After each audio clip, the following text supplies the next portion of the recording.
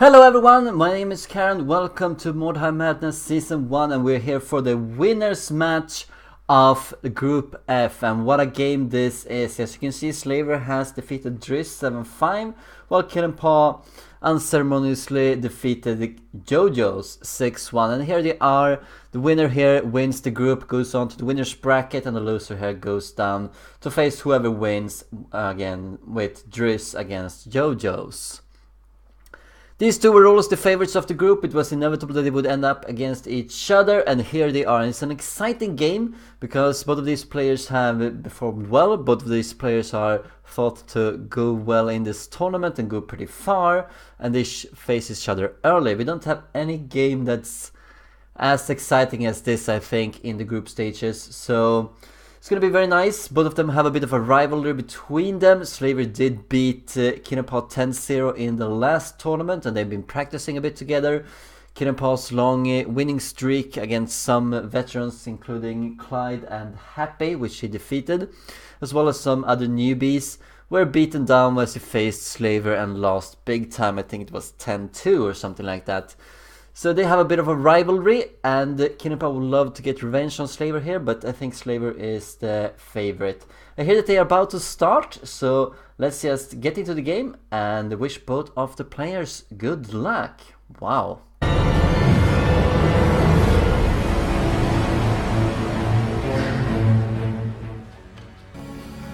Alright, the catch. One warband deploys tightly on this wagon while the other divides into 3 strike teams. You can see the rating is pretty different, pretty equal here, and you will have to excuse the exploit gamecaster and the exploit watermarks here because this game was sent in to us by Slaviour, but I'm casting it live as we speak.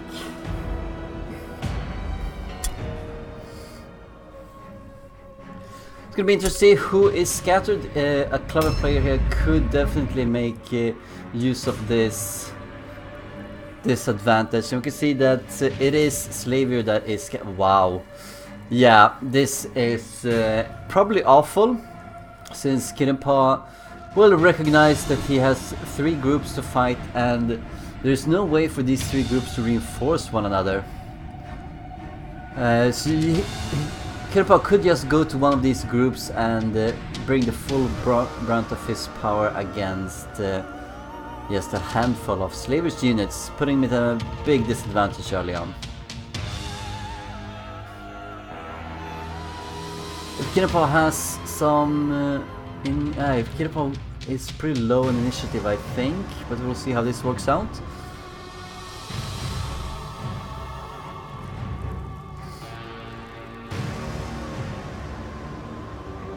Gonna wait a little bit here with the deployment because it might be interesting to see what they're both going to do here.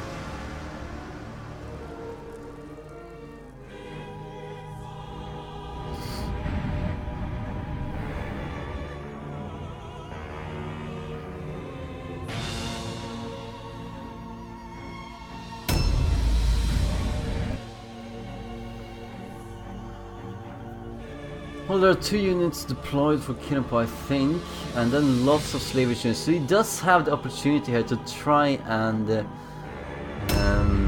move away. It's let's see here. Which I don't think that. Yeah, it's the group to the very left of Slaviour here. That's the big risk, I think. Because typically when you know where the groups are, you don't actually go for the wagon because they can be reinforced with another group. And the same goes for the top middle group here. It can be reinforced by the wagon pretty easily, and eventually the leftmost group as well. But the leftmost group is difficult to reinforce, especially for those individuals by the wagon. They're the furthest away because if Kittenpaw goes left and the Kittenpaw's wagon individuals goes left, that's just going in the same direction, so it's gonna take them at least one more turn then. Yeah, it's gonna be interesting to see where Kittenpaw goes and where Slaviour goes as well with these units. Will it place a Globadier there? Seems like it.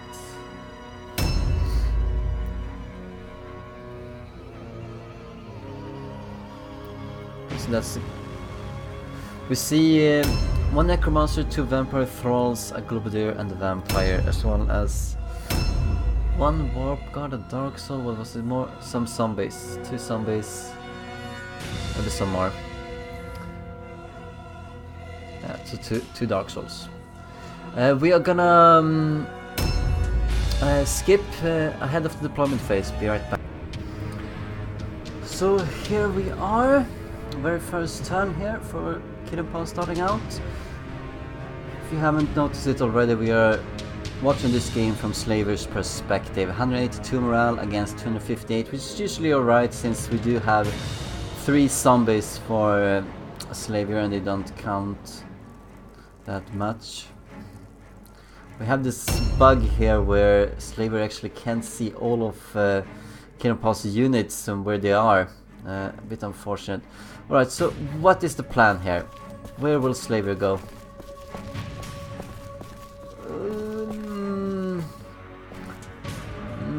Is that wise? He's actually approaching him. Shouldn't he just go down to the south and try and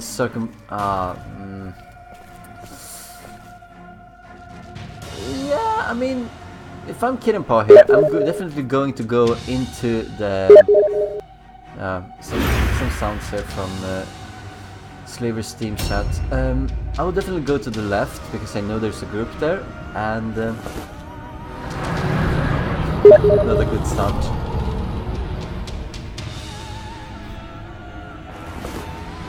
But that means that he is...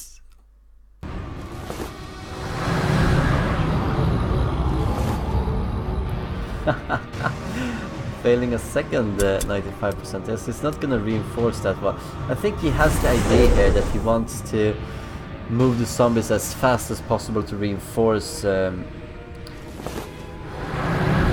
units here. So he's going for as quick as possible, and you can see that. Wow, taking a big risk here. We'll see if he blows up. No, he does not. That was a big risk. 43% chance. So speedy zombies. Yeah, I don't... No, I don't like this move by Slaviour here. It seems like he's going up to reinforce his middle group here with the wagon group. But what happens with the leftmost group then? Yeah, of course the leftmost group seem to be going towards this specific spot as well, so they're going to try and pull up around here, but I don't think Kittenpaw is gonna let him do that. He's standing in the middle of that. He can't... If you know this map, it's very difficult to bypass the individuals by the wagon where Kittenpaw is. You can't even do that against the computer, so...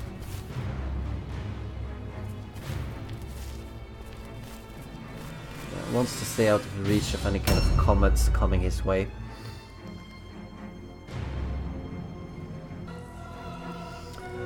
See, the circles are still active here, even though it's, yeah, hovering around, still mostly around the wagon because he hasn't moved that many units yet.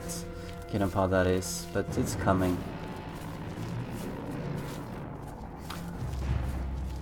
Well, if Kittenpaw lets him regroup, that's a big mistake.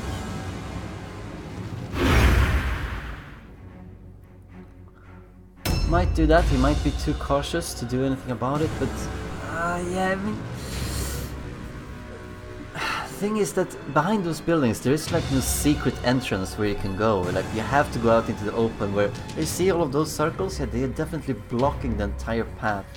So it would have been better to go south, I think, for Slaviour here, because you could possibly slip your units past to the south, the leftmost group that is.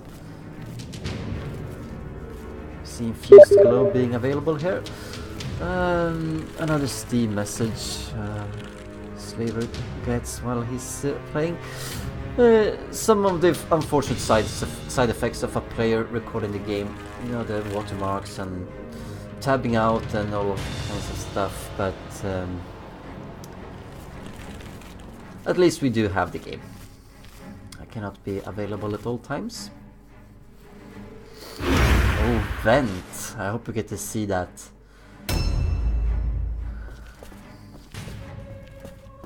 Saint Valentine. Triggers a trap. Kittenpaw is no doubt aware of that. He's definitely checking the minimap. Both of these players are doing that continuously. Yeah, there's a clear indication. Like, he's not even moving with his full movement. Yeah, he wants to pull together his entire warband here and try to... But...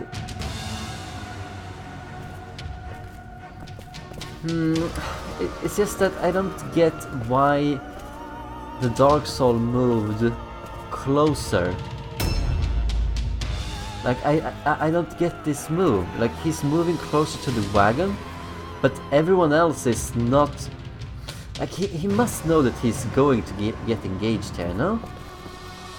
I mean, it seems so obvious. But, Slaviour is still doing it. And this can be dangerous.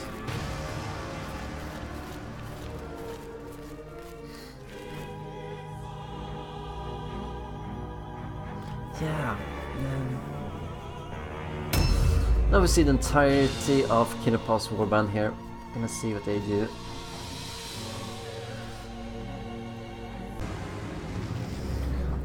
Alright, he skipped a little bit on the movement of Kittenpaw, but he just reappeared here in front of the Dark Soul with a 4 Sigmard novice.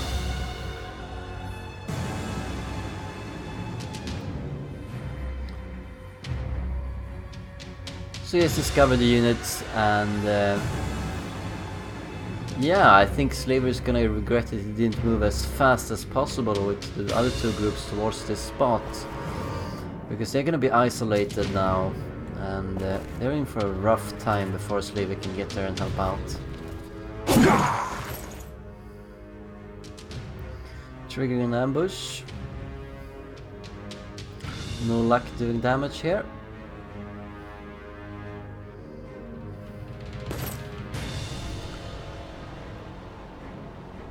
Disengaged. It's just looking around, seeing what Slaviour has nearby here, and no doubt lots of other units are coming. You see that there is one with initiative 47 here that has used a delay, so they're all coming. Yeah.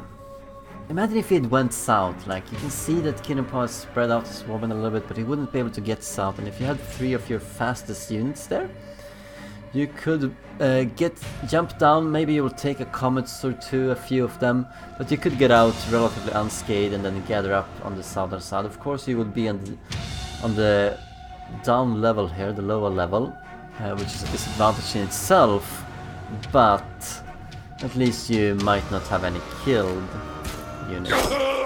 See, nerve shot, bit unnecessary if he's gonna kill him in one turn, since yeah.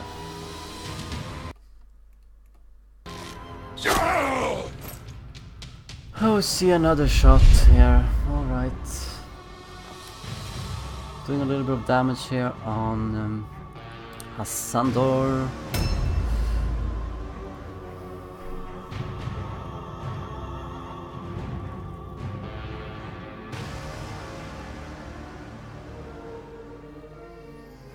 Put himself in an awkward position, but no doubt there is support coming here, so that this marksman will not be surrounded and slaughtered.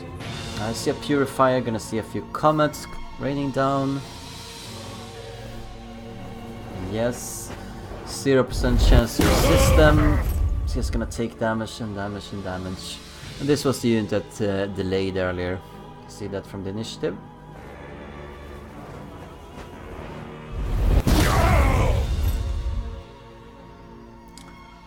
Up to 2% Divine Wrath. Well, if she does blow up, that would actually even this up. Failed spellcasting roll, I think Slaviour will take that too. Not risking a 4th combat there, is he? Using exhaustion.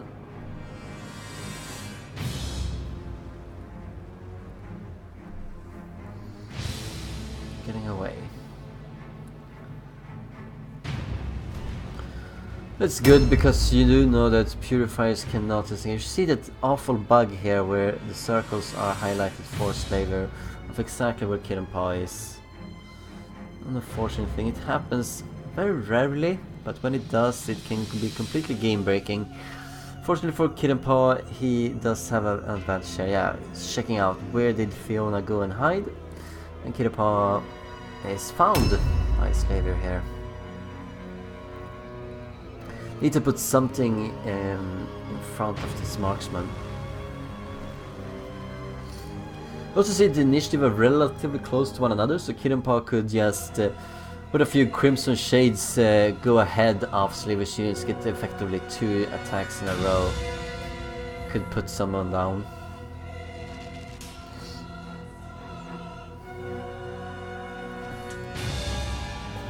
Yeah, there's one of them.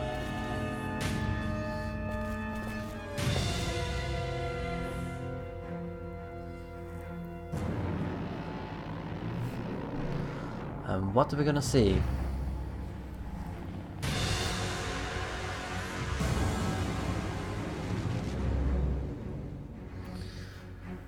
Taking some sweet time on him, Kittenpaw, to attack.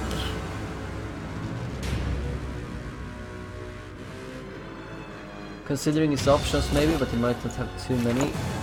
See an oil bomb here, alright, a blue oil bomb. Remember that this tournament is only blue and white. And staggering blow, that's cool. That's exactly what we're talking about. So instead of a Crimson Shade, we do see a staggering blow. That might be 2 attacks in a row here. We'll see how this pans out. I don't really know what kind of initiative he has. We're gonna see here from Slaviour's perspective. Is he highlighting that unit? No, he's not. I don't know if he realizes what just happened here. Well, she did come a little bit late, so I think there needs to be some something else. Remember, the staggering blows do stack with one another, not just mastered and unmastered, but the normal one stacks with itself. Another failed comet.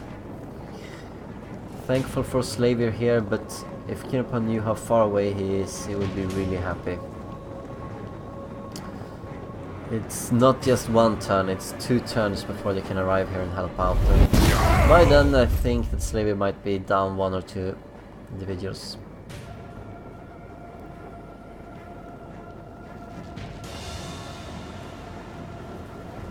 Third comet. Gonna see the Divine Rat chance here. Yeah, watch her blow up. Exactly. But I think she survived that. 17% chance, rolled 30. And that would have been something to even out the deployment here, which is clearly in favor of Kittenpaw. And I think he is probably relishing this. He knows he has a big advantage here, and he knows that he might get a few kills here early to cement his advantage. And I think he's happy about that, because when they did face each other in the last tournament, 10-0, Slaviour actually got an ambush on Kittenpaw and finished him on really quickly, 10-0. And in this particular tournament we cannot have ambushes, so they cannot happen, but still a decent revenge here.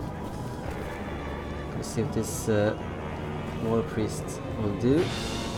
Has to watch out for the oil bomb. There's something no one's, even these players seem to consider what you're doing with oil bombs and poison clouds, etc. They throw them and think that, ah yeah, this is a good spot, I'm doing lots of damage with it. But never ever do they like consider that they might want to go into that area later on. Gonna see what happens if Kittenpaw is gonna take some damage from the oil bomb himself, or if it's only gonna be Slaviour.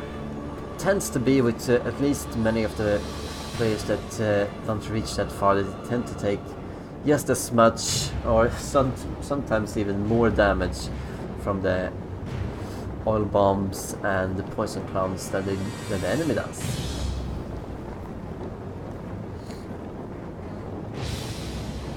Gonna see an end to turn 1 here, starting turn 2.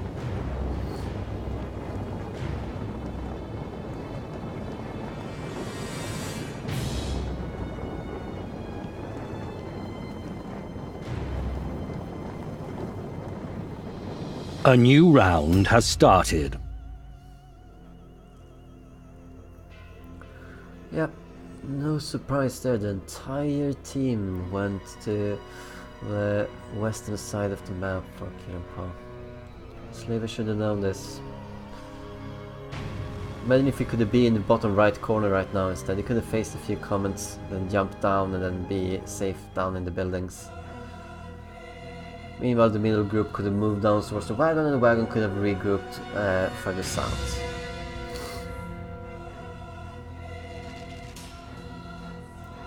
That might not have been, yeah, I don't know. Maybe Slaviour feel that he didn't want to play that kind of game, since you see there's a clear ranged advantage here for Kittenpaw, and taking even more comments during that time would not have been desirable.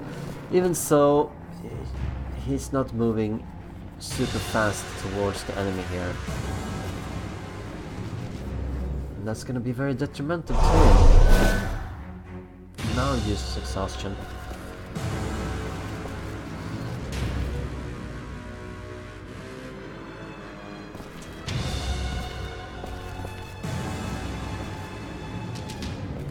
Yeah, I don't think you have to worry. You're not going to be the target of any comment here. I mean, you're just... yeah. That's just lost... lost distance. Oh, did the Matriarch really move that far back? The obligatory smuggler for Kittenpaw coming up. Dueling pistols, no doubt. Yeah, she did.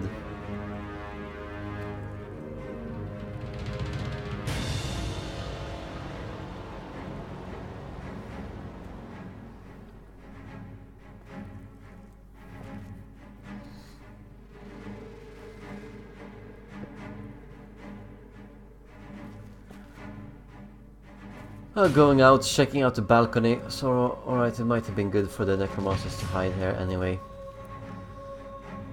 Might have been good.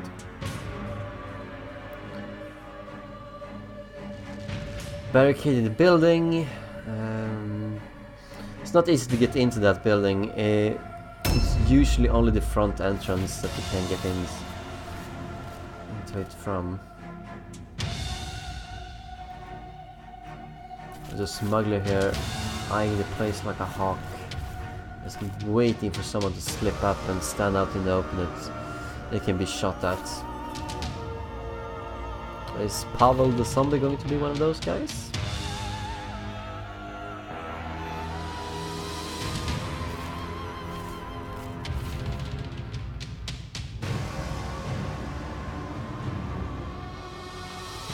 He needs to be close to Necromancer because his Call of Vandal is gonna run out soon.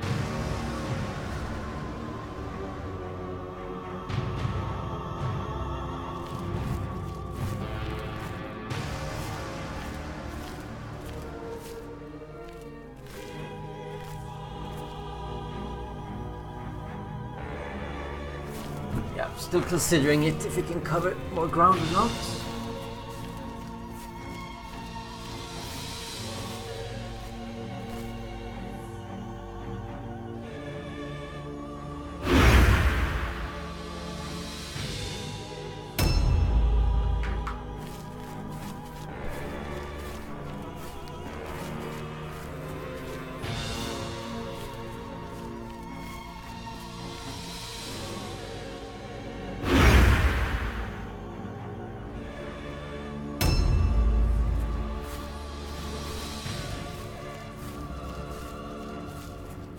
Well, his team is gathered here. Managed to group up two of the groups. It doesn't necessarily have to be a disadvantage, you know, to be in 3 different groups, but this particular map makes it disadvantaged because you can see where the wagon of Kittenpaw is, and it's much closer to any of the other 2 groups, which means that that group is just waiting to be crushed. And that's a bit unfortunate, because it's not something that's really wrong with the deployment itself. In a smaller map you can sort of surround your enemy, and it's a bit like you're like an ambush sort of, without the mechanical penalties. It's interesting to see someone with mace and a shield here, but I don't think this is a melee Globadier, despite seeing the vent.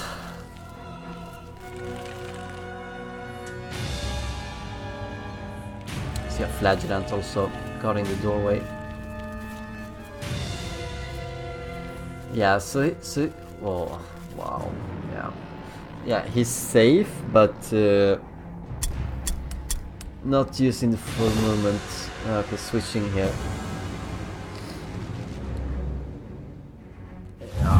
No one is ever going to come in here. Slaviour is very cautious. Yeah, I was a little bit wrong with Necromancer here, I agree, but he's not really moving forward. It's like, why move to the east with that leftmost group if he's not going to support them in time? He's just gonna be down 3-0, and I doubt that even Slaviour can actually come back from that deficit.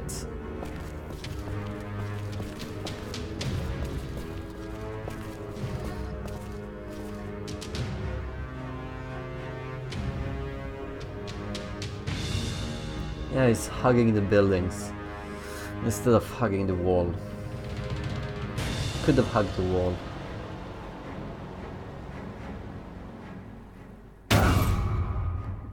A useless use of frenzy, I think, because remember, as soon as it's the next turn, if that character starts without being in line of sight of an enemy, then the frenzy will just cancel itself. Of course, he didn't want to use the extra blue pills, but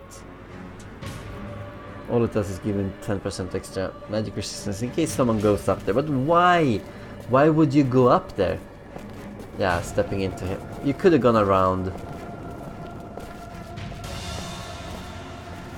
But at least is he in an ambush mode?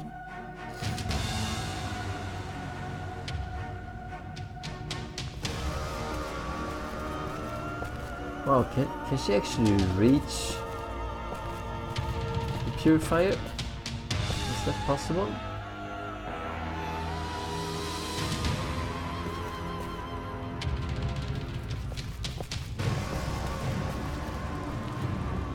Yeah, it is.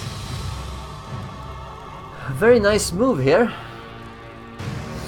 Overpowered. It's an instant stun test if combat focus.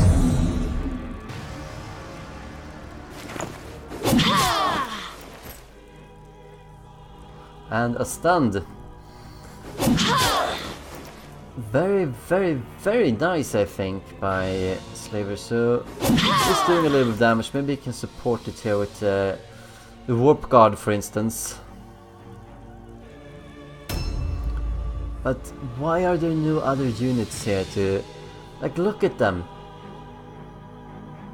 Since the vampire thrall is all engaged in there, she's very exposed, but if these units have moved closer to the wall here, they could potentially have gone there and supported her in the next turn. Now it's... I don't think they were gonna reach her in the next turn to help out.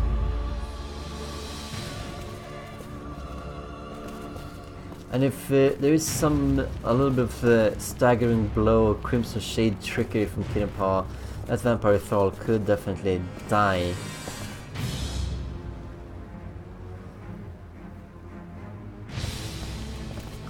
He's not aggressive enough. You need to be really aggressive. Yeah, you see all this nice little wall here. You could have been there.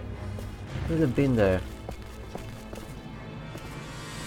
Imagine if Gisela Ionescu had moved here at the start. She could have used exhaustion if she has it. I don't know if she has that. I'm clearly afraid of combats, but could have used that and just gone in and started raining down blows on the purifier as well. That would probably have killed her. can move away. Start doing damage on the marksman maybe, or move into. Yeah, it's a bug, but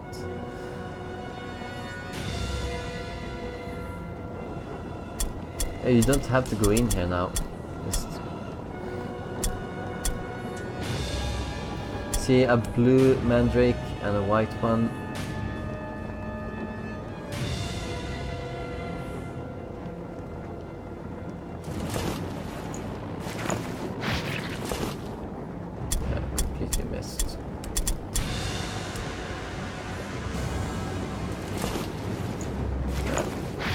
So a blue and a white sticky sludge, a blue and a white mandrake, and that's because they do stack with each other. Different colors stack with each other. Gonna see that here as well. And another mandrake. Maybe.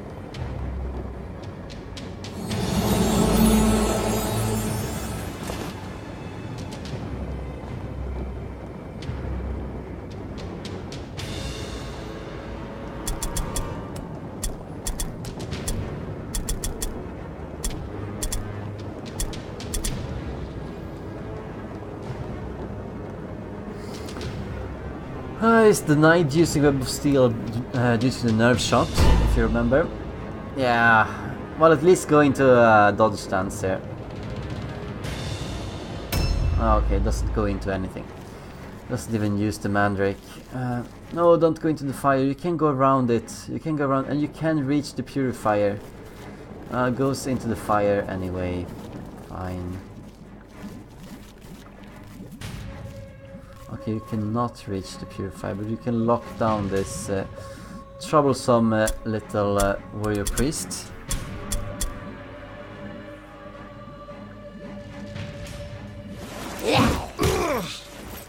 Wow, there's not much damage, huh?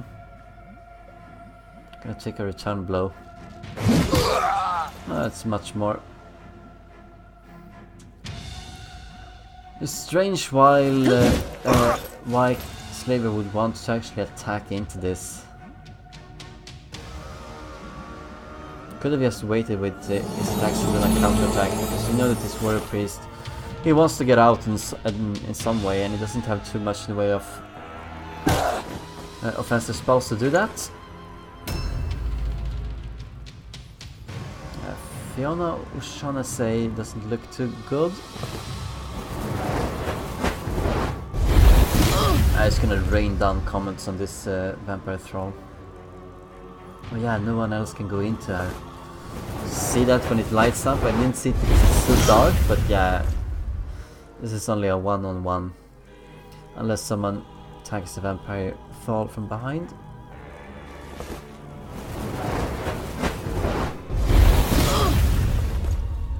More reliability here with the comets. 3 of them cast. And a delay. Succeeding at all of them. Which it should do. 95% chance.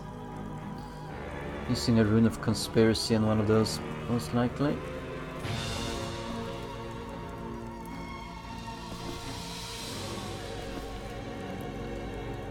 Succeeds a fear test. Gonna see what happens here. Insulted, alright. It's a minus 20% melee resistance.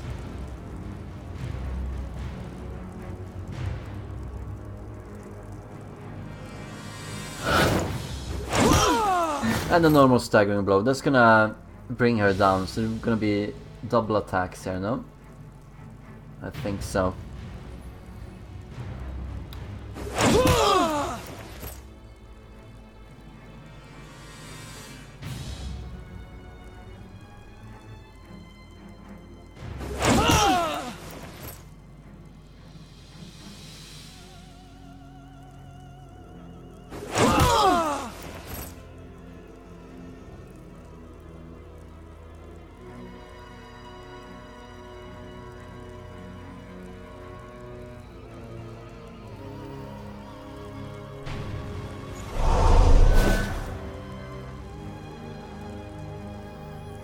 At the very least, if this Sister Superior doesn't get attacked twice in a row, I think that the Purifier will.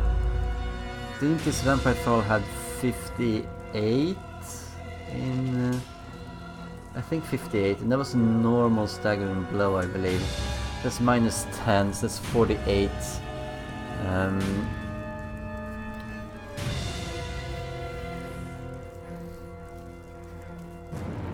I will still be ahead of the Purifier. You see her, she's 47. It depends on what kind of initiative the Vampire Thrall had. I think she has 58, but I don't remember. I have to wait and see.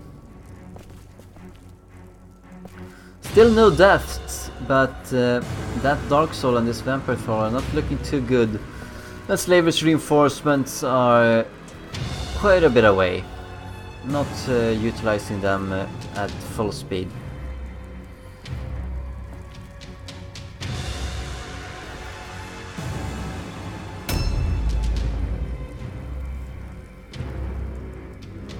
Armor of Righteousness on Samantha Geldhammer, as you can see from the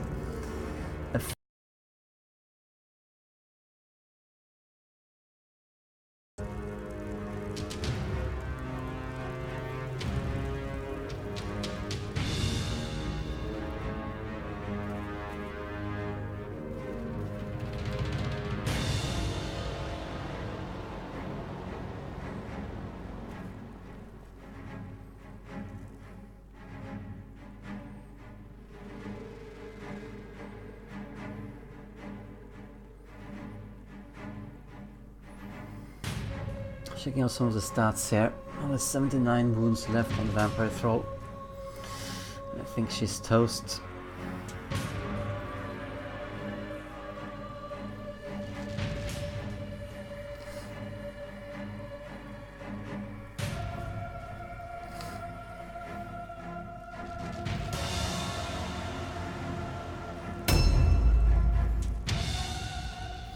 Even if Slaviour could get all of his units in there, there will be an assault from the house as well, with the range, and you cannot easily get into that. It's gonna take even more punishment. Unbelievable that this marksman was actually left alone.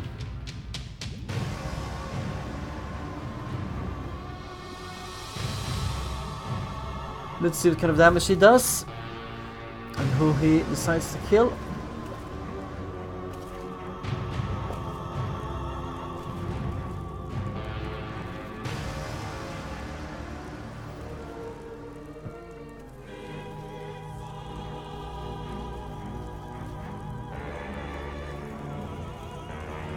Probably aiming for the Vampire Thrall here. Bit of an odd spot to be in, but at least it's a protected spot.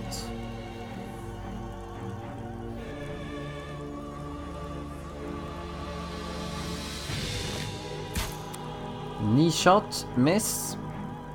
That's also something that lowers the initiative, minus 15.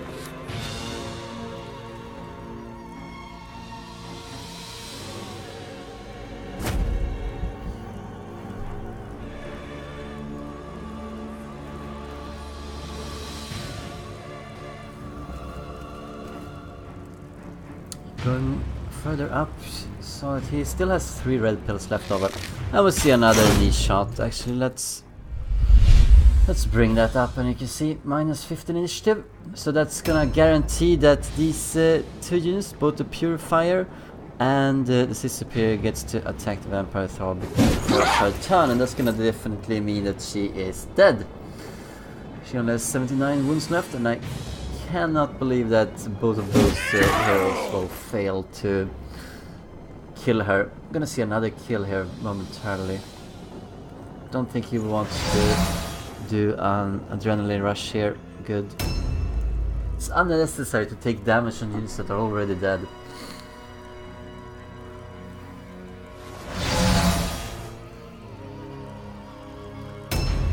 I don't think this makes any sense. Like, if Kittenpaw is going to go in here and finish off the Vampire Thrall before the Sister Superior or the Purifier can kill her, then why go through all of the trouble with the staggering blow and the knee shots? Like, it doesn't make sense. You know that this character is already dead. Yeah, if you kill the vampire troll now, you... Yeah, just... Yeah. I feel like this is a mistake. It's a greedy mistake that players do.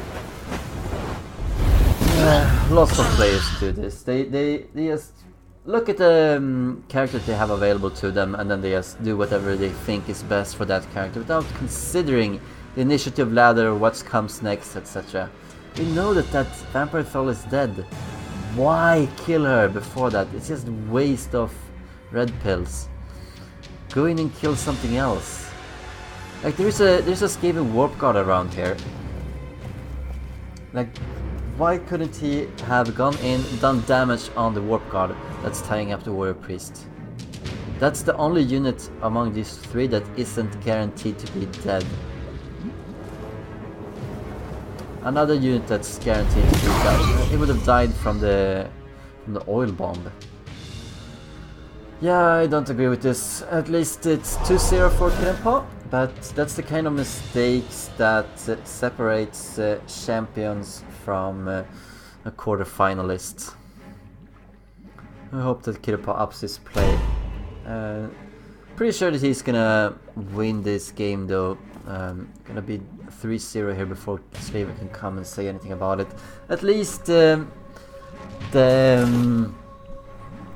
purifier is taking damage, and we also know that the marksman took 30 damage needlessly from adrenaline rush. The warrior priest can heal them up both though. Might do that.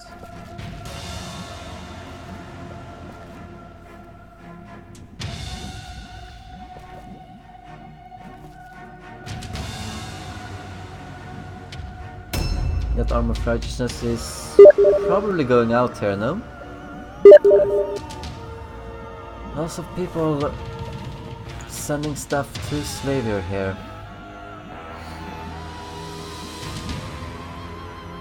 I don't know why there are two watermarks, like he must have fibbled with his settings. Yeah, anyway.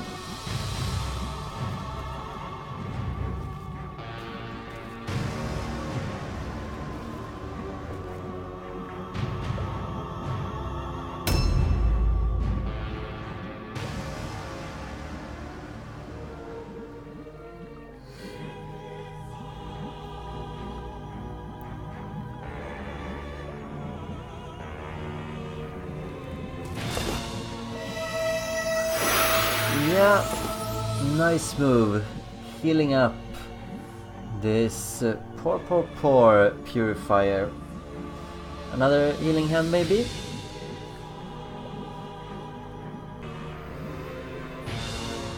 I think we'll see another healing hand now.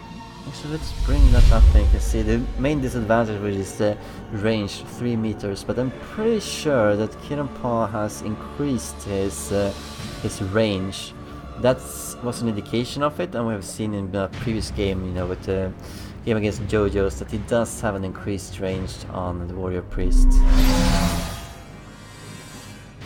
A new round has started. A new round has started. Good. That smuggler's in an awkward position, having the exact same initiative as the 3 zombies.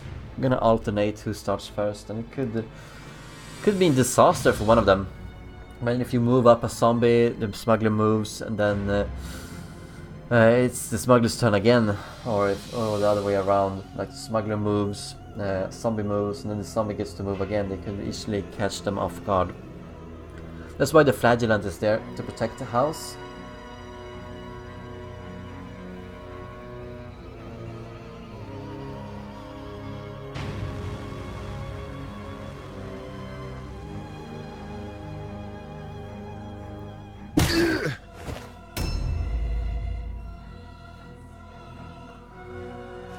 A fresh round of Call of Vandals. Plus 4 movement, plus 30% armor. Biggest parts. You've seen this every single time we have done that. I always bring that pop up, but now I just figure it's not used. Everyone knows what Call of Vandal does. It's the most Use spell of the undead, I think.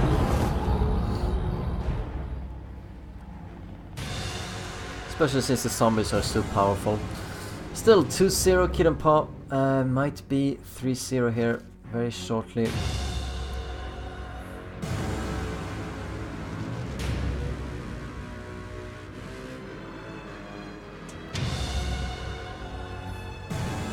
I should actually have been 3-0, I think. Should have used the matriarch differently. Could have made sure that the warp guard was also killed before Slaviour's units arrive. I think he might be too cautious, so I think he might still take, you know, this turn and one more before he actually starts engaging. Looking for yeah, he's looking for he's going for the entrance here. Well, there's a climb up spot. That could be very nice. Kind of a surprise here if he could get up there, because you know that the flagellant is probably protecting the bottom level. No one ever expects someone to climb up and do a bit of damage. Yeah, wants to stay out a little bit. Gonna take that in the next turn when he has enough movement to actually pose a threat with his attack. No? Tries it and receives maximum damage. Ugh. Nothing really going Slaviour's way. Ambush here, yeah, but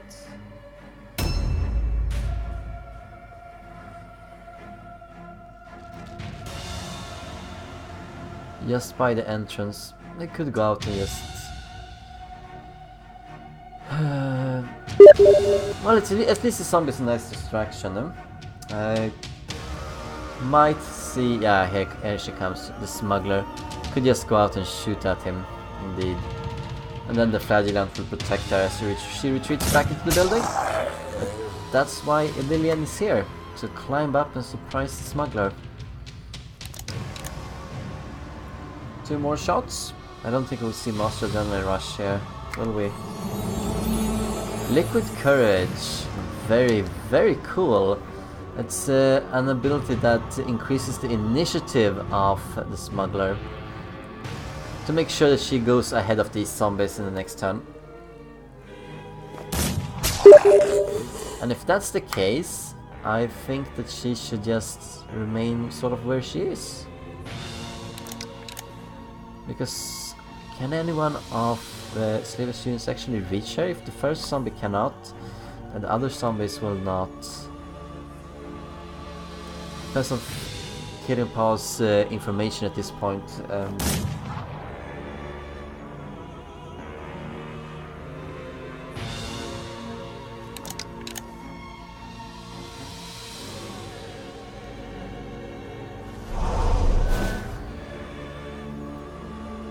Still decides to use exhaustion and probably move away now. Use exhaustion to get a reload. Maybe after this. Taking quite a bit of damage just to punish this zombie. I don't think that was worth it. Like, is it worth it to take 60 damage to produce 45 damage? You can see ready stance. That's also something that increases the initiative a little bit. Plus 15, I believe. Could be 20, I actually don't remember.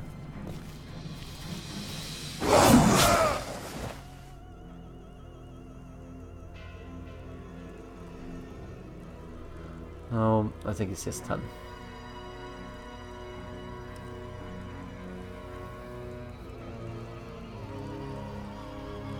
Yeah, because that's the power of the... Yeah, that's the power of the knee shot, because it does more than what you think it does. It does 15 and then 30, and everything else is 10 or 20. Engage the zombie.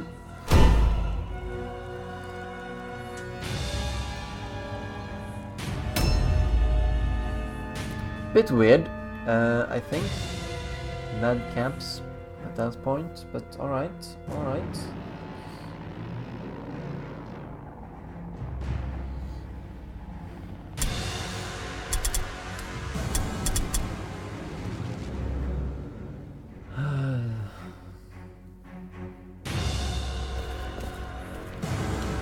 Idol of that is not gonna be too useful right now, but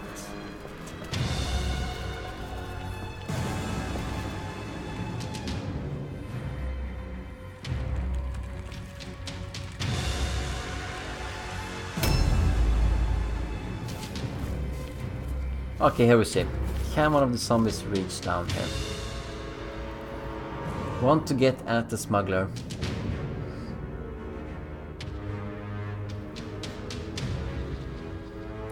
I don't think they can reach it. I'm gonna try and move and see how Slaviour constantly uses the bubble here and pushes for where the bubble is furthest away to maximize his movement. Yeah, doesn't really get into it. Oh, could do a lot of damage here on this silent. Wow, a bit lucky.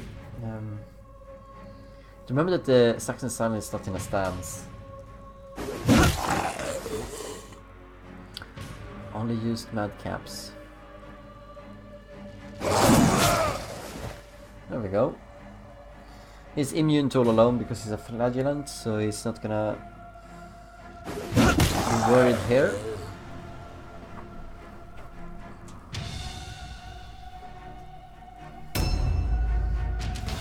And this zombie, where is he going?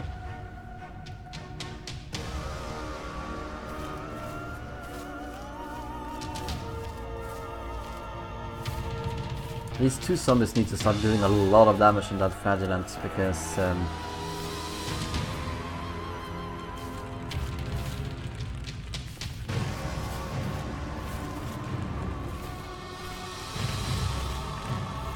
because otherwise you're just playing into the game plan here of Kittenpaw. He's right now holding up two henchmen with just one and then landing some support with a hero, but he can afford to do that because he's up 2-0. He has two more characters here to move around and effectively lock down Slaviour's options. That's usually what you tend to do when you have a lead like this. This delay, I remember these two are up in the building, pretty far from the actual action. We'll see the other vampire thrall go here and do something. Kittenpaw hasn't really lost too much, but she can probably get into the smuggler and she could potentially kill her. Remember that she is going to take 60 damage from adrenaline rush, 30 damage from exhaustion.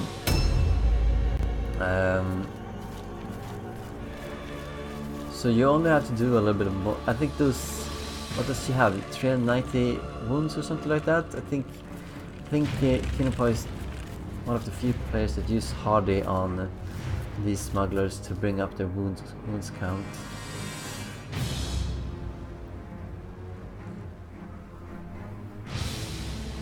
Strangling Globe and Vent. He wants to get in on the Purifiers in that case with the Strangling Globe.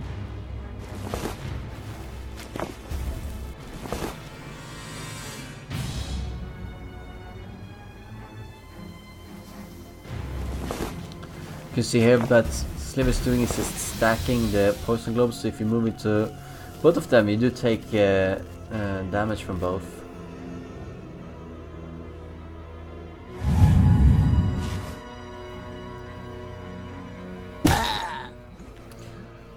And that's the nice... oh, failed all alone, can't do anything. Yeah, he's definitely gonna die here soon. Could have gone down faster, but alright. So the... yeah, don't end your turn. The nice thing about Slaviour's entire warband, we might see that with Vent, we will see, is that since he has lots of zombies, 3 zombies and 2 vampire thralls and a vampire, that means he has 6 units besides the Globadere himself that's immune to poison. The Globadere is not really immune to poison, but they're immune to their own globes. And that means that they can move through these poison globes unhindered, and it's especially nice considering Vent, because Vent is this ability that gives minus 20% melee resistance to everyone around him, and it's usually a big thing. That's something you need to be cautious about because it's an area of effect around the character. So you usually hit some of your own and some of the enemies. But what's nice with Slaviour's Warband is that Vent will only will not affect the zombies, the vampires, or the vampire thralls. And so it's sort of like this double-edged sword that only actually hits the enemy. So really good use of that ability too, I think. Same with Strangling Globe, of course, also a poison effect. It removes the ability to cast spells for 2 turns, as well as using any leadership skills, which include Insult and Order. Gonna see a lot of damage here on Emilian. Yeah, Slaviour is just hoping that that happens.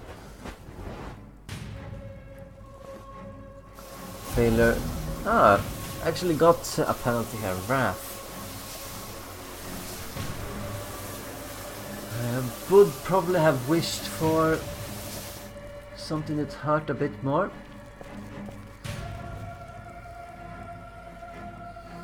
Yeah, Slaviour's only chance to get back into this game is that if one of the purifiers, or especially the matriarch or warrior priest, blows up.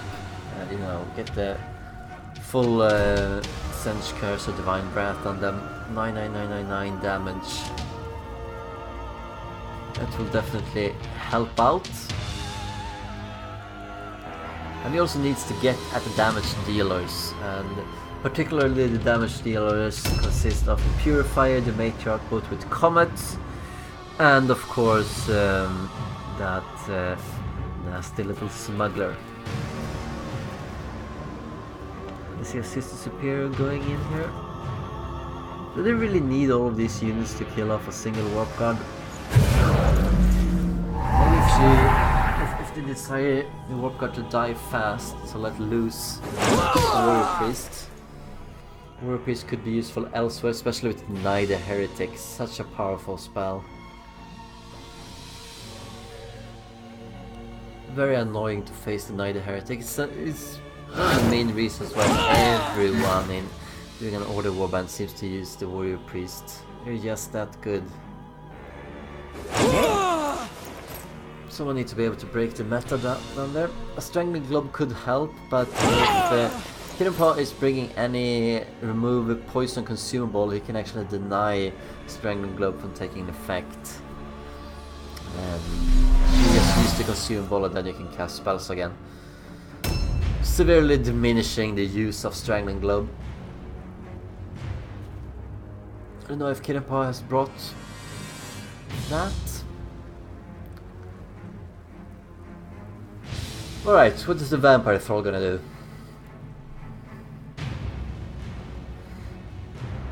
Yeah, just hiding behind a wall here. Going to go out and probably start shooting as soon as someone reveals themselves. And they might.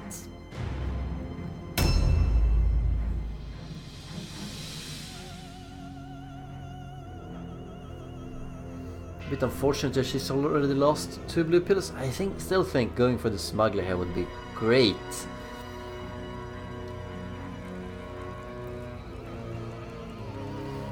It would cut off cut up the warband in 2 from Kittenpaw. Might be going for that. I think she has I don't know. Stay close here. Yeah, stay close to the walls. Because if you don't stay close, no. Need to be careful of the. Oh no! Don't get close to the wall. I mean the walls of the building, not these walls. No.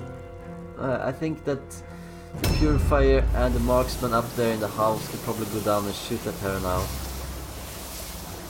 That Marksman cannot, but other one probably can. Yeah, just below the balcony. Might even see the smuggler go and shoot at her. She's a prime target, you know. She's a hero. She can also be locked down. It's also a possibility. She didn't enter into an ambush stance or anything, so If there is a melee unit nearby here that Kittenpaw could pin her down with, I should probably do that. Probably really happy to see that Vampire Thrall go in that specific position.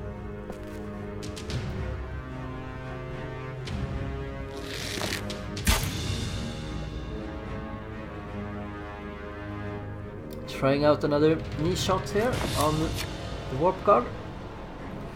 I don't know why Kittenpaw is bothering. He's obviously not taking more damage trying another knee shot. He's if going by the other Vampire Thrall success was anything to judge here, he's not gonna wait for the knee shot to actually come into effect and effectively make sure that Warp Guard dies anyway. He's gonna kill him before these units do anything. That's the mistake he did with the Vampire Thrall. So you might just repeat that. It's a sound strategy, it's just employed the wrong way.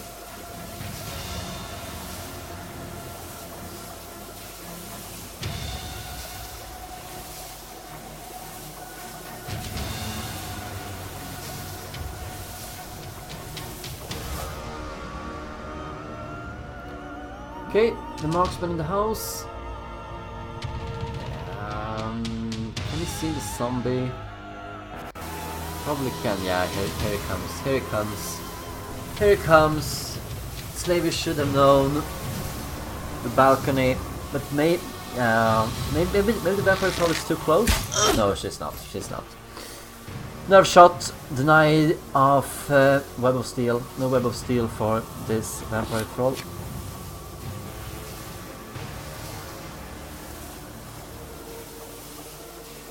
Not doing too much damage here, but you know it's gonna come.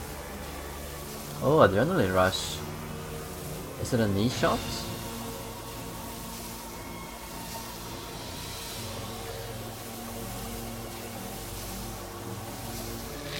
Yeah, it is. It is a knee shot.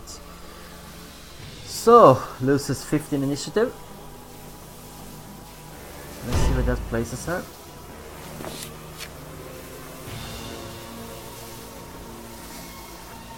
It looks like Slaviour might win Group F, and I can say this right away. I do think that Driss is gonna beat JoJo's, because even though JoJo's probably has a better warband, I'll say that since I designed the warband, JoJo's showed signs of not really being able to cope with a PvP environment. So, and Slaviour's probably very nervous to go down and face Driss again. That was a really close game, and if Driss doesn't do as many mistakes, and maybe he gets a better deployment, yeah, it could be very, very dark for Slaviour. He probably wants to go in here and lock down the... Goes into the Poison Cloud, of course. You have to grab a little bit of that. Like, I want to take a little bit of damage before I go in, why not? Meditation. Can she reach the... She can, can't she? She can do a charge on the Vampire Thrall. But I don't think that's gonna... Oh, this is much better. She needs to get the Vampire Thrall in the right angle. Is that possible?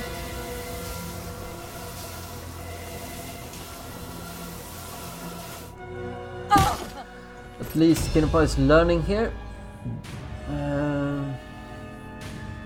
Oh wait, no, I take that back. But Slaviour went in with the Warp Guard, attacked the Warrior Priest needlessly. Not Kittenpaw. Kittenpaw went in there and still has 2 red pills left over to attack the Vampire Thrall with on the counter.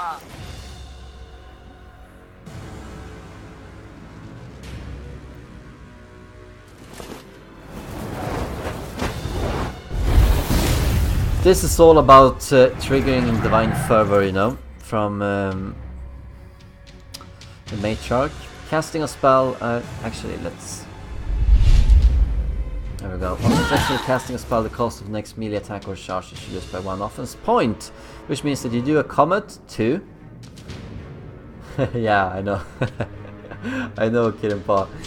Yeah, so Kittenpaw started out with an attack and then cast a spell and yeah, went the wrong way. Could have made a much more efficient use of that. Might have been thinking about the Magister from the Cult of the Possessed. He has it backwards. He does an attack and then his next spell is cheaper. While the Matriarch gets a cheaper attack instead. I think the Matriarch's ability is way better. It's much easier to successfully cast a spell than actually doing damage with an attack as the Magister has. Killing Hand.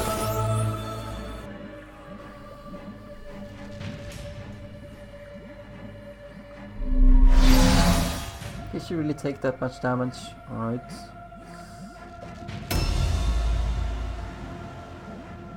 You can see that the Warrior Priest is posing no threat whatsoever. He's there for support. So it's all about getting the Purifier, the Matriarch, and of course the Smuggler. And if you can neutralize those from Kittenpaw's warband, then I don't think he has much left over for him to successfully come back in a game. I don't think Slaviour is gonna do that here, but yeah, she needs to be nervous now. She knows the Vampire Troll and the Zombie are nearby. And the Liquid Courage here did help.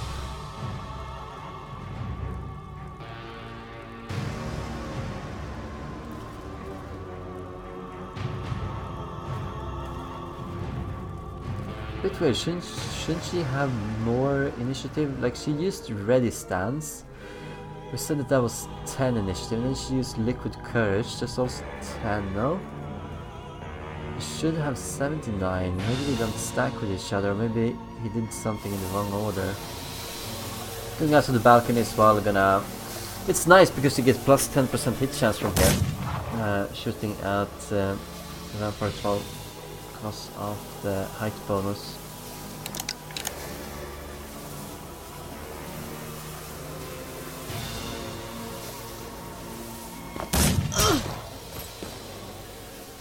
Hitting once.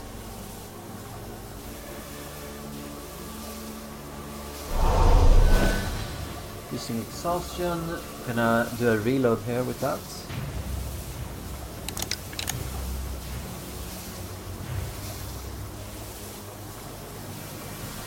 It's a bit of a slow game, isn't it?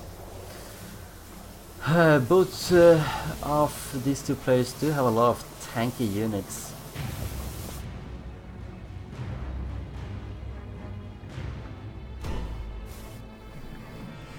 Loving armor, not loving penetration as much.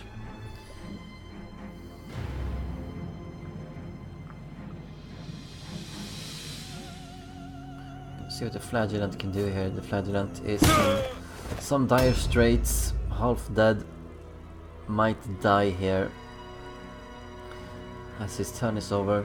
Gonna see, he does have sidestep, I think.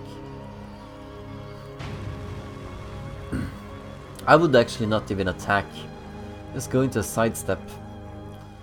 Like, use the counter attacks instead. Yeah, make sure that you're not stunned. With a Draught of Clarity increases stun resistance, something that's the Flagellants are really forward. Yeah, I think this is a really good move by Kittenpaw. It's a classic, you know, Mordheim 101 move. If you're outnumbered, why attack? Like, it doesn't serve any purpose, unless you can actually kill something. Just go into a stance and then use your attacks for counter attacks instead. You still get the same amount of you get more damage done, probably because you don't have to fight through stances, even though neither of these two zombies had a stance at that point, but they will have in the next turns. You don't need Call of Vanal on this turn, but... Ah, that's clever. That is clever.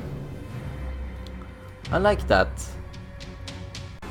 Remember that that character was hit... Actually, let's... Fine, we're gonna bring Call of Vanal up.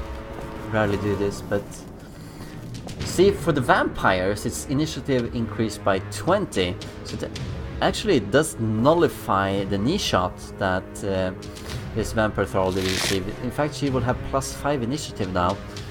Plus 20 from Call of Vanhal, minus 15 from the Nishant. It's a good move by Slaviour, I think. Denying the Web of Steel here for Matilda Dransbach.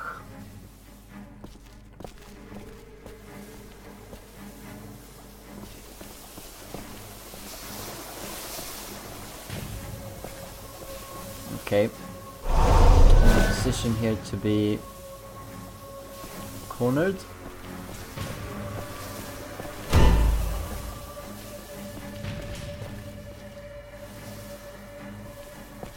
Not so much anymore.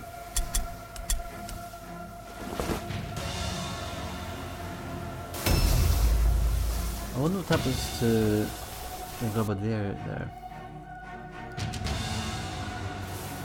Right. Let's see a few zombies first. As you can see, the zombie moves into the poison globe, nothing happens. But Kittenpaw is alerted that someone stepped through the poison cloud if he wouldn't be seeing it, so at least that's something. Alright, so the warp guard is going to get some help after all. Wow, look how many characters. Like a poison cloud here would be so nice. Could hit 4 of Kittenpaw's characters right away here, doing a lot of damage with that. Miss on the Matriarch. Will we see Adrenaline Rush? Yes, we will. Might actually use Insult here. See if he has it available. And uses up a parry. 1 parry left for the Matriarch.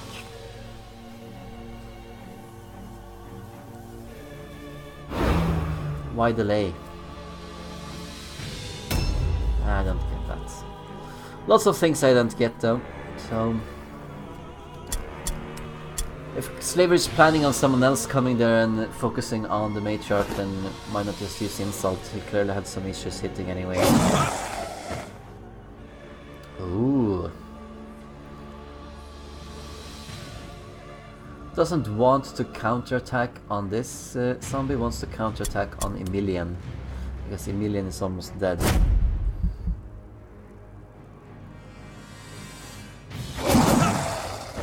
Bit unusual to have a one-handed Flagellant here, I think. Could have been dual wielding. It could just use Insult here, yeah. Make sure that you do hit. Both of these zombies probably have an equal amount of chance to hit, so 89 turns into 99 and then 95. Because 95 is the cap.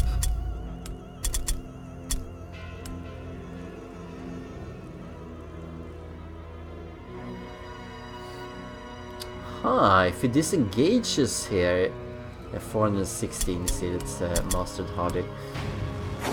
Yeah, that's sneaky. So the Flagellant was actually, yeah, that's really sneaky. I like it. I like it. The Flagellant saved his red pills for the counterattack and wanted to use them on the damaged Emilian. And then Emilian just, no, I'm not going to be here. I'm sorry, you wasted the whole turn after Flagellant. Sneaky move by Slaviour, I like this. Going in the wrong way though. Searching for one of the purifiers. The purifiers are good to lock down. The wrong balcony.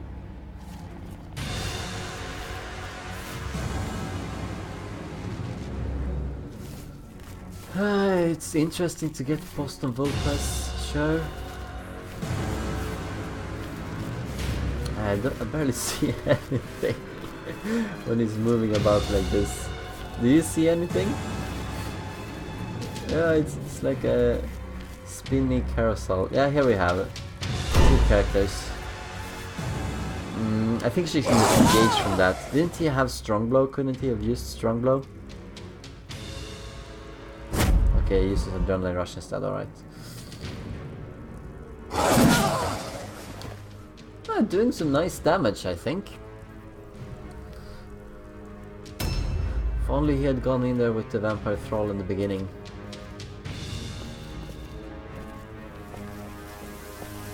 Going to support the Warp Guard now. Yeah. So this is the unit that zombie was... Oh, failed the terror test. That's good, it means that she has to take a terror test when it's her turn. The chance to fail. But... But why did the zombie delay? See, this is the thing, if the zombie didn't delay, he could have used the insult, and now, instead of having 83% chance to hit, could have hit with 93% chance. Let's see if that's gonna play a part here, if Slaviour misses an attack. Doesn't seem like he's doing that right now, yet.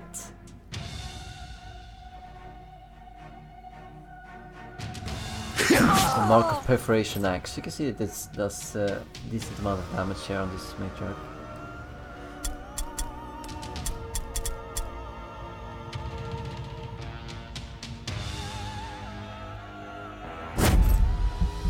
Is he going for a careful approach? Or another attack? Careful approach it is!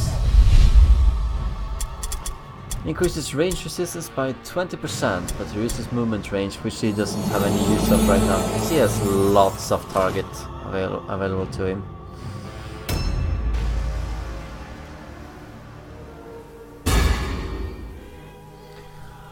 So goes into parry stance, alright. Okay, go over there.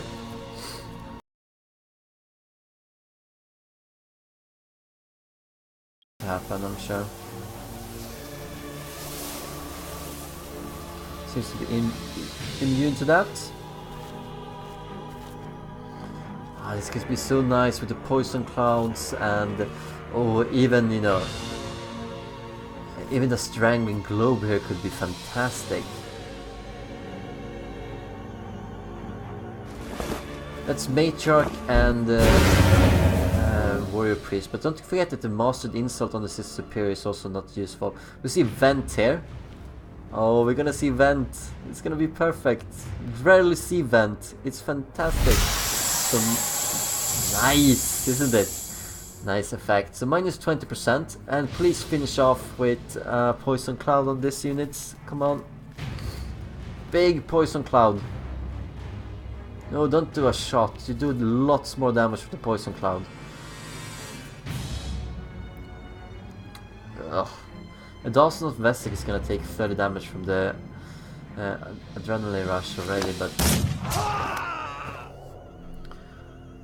Alright, so if Kittenpaw doesn't know what Vent is, we're gonna inform him. Vent is this really nice ability that we did talk about that gives minus 20% melee hit chance, and I think it's also minus 20% range. No, wait, what am I saying?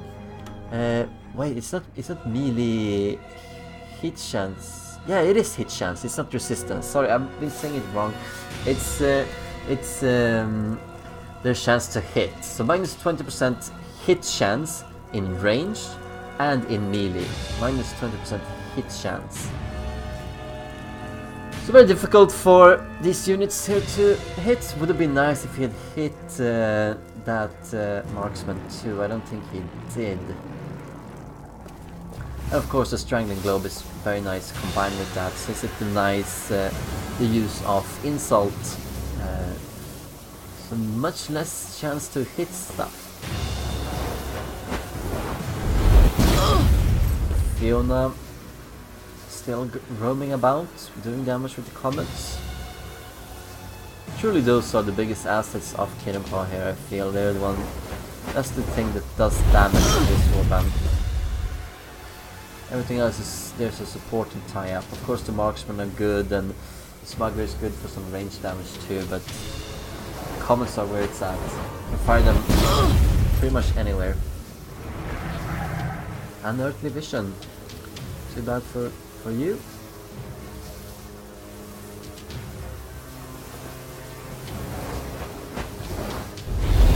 Risking another comment of Sting. Let's see if something fires back here. No, 32% chance. Kittenpaw is immune in this game, I think.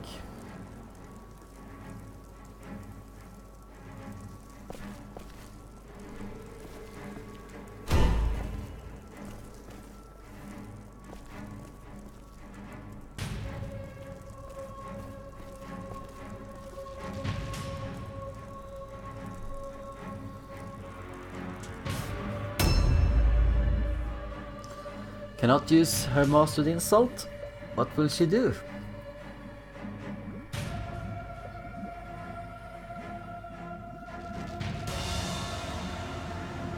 Remember that she is under the effect here, so yeah, I'm gonna give it plus 10% hit chance to the matriarch. With the madcaps.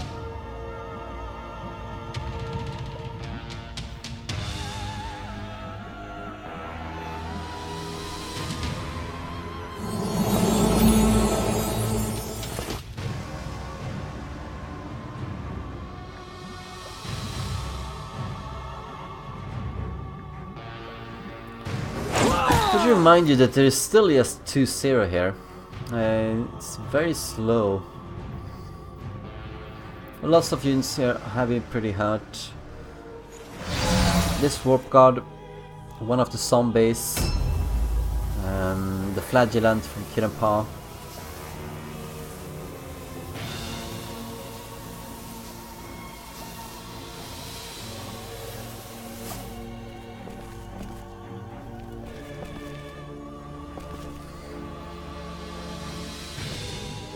See another one of the tanky henchmen.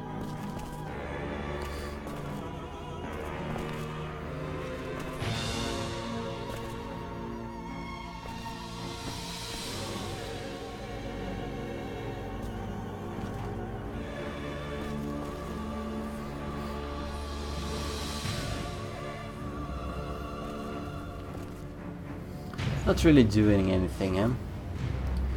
Might be out looking for the necromancer, and thus find the necromancer. Wow.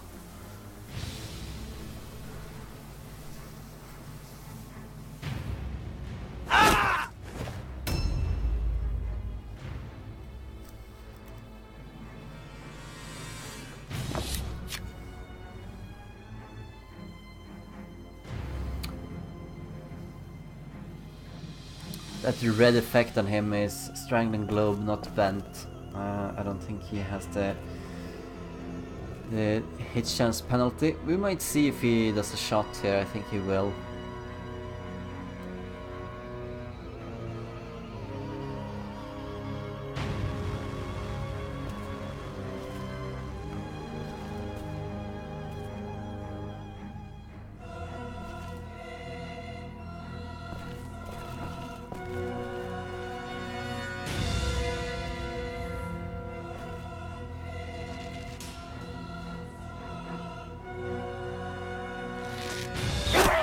Yeah, so not affected by event, it seems, and I think we knew that. The Globadier is very, very vulnerable, exposed. Might see a unit or two, actually. You might want to get into this Globadier. Another knee shot, minus 15 initiative. You might want someone to disengage and get into the Globadier, because you cannot let him just sit there and rain fire and vent all over you.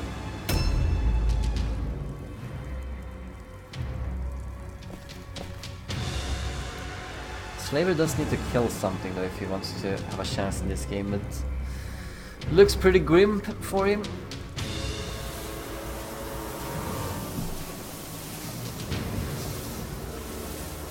This character could...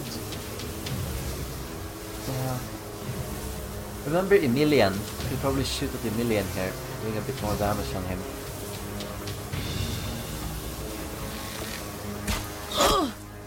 Wants to focus on the Vampire Thrall. Runes of Enervation. This has less magic resistance, minus 20 for each hit.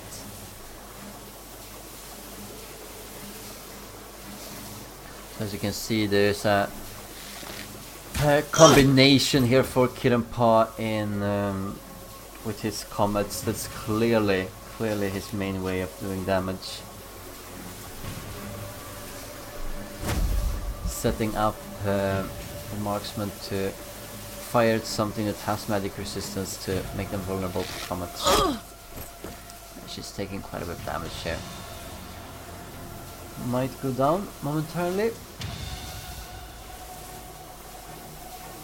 She's gonna jump right back up. You see her initiative 73.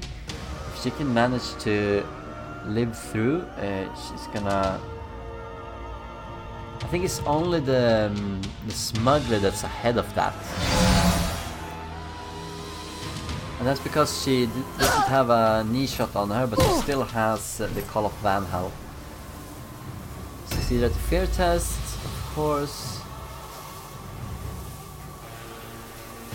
A bit more lucky Kittenpaw in this game, I think, but Kittenpaw has also missed.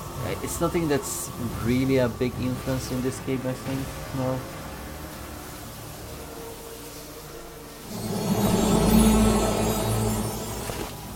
Wisdom usually dictates that you just go into a stance here, but you cannot use Web of Steel. Remember the nerve shot for the Necromancer.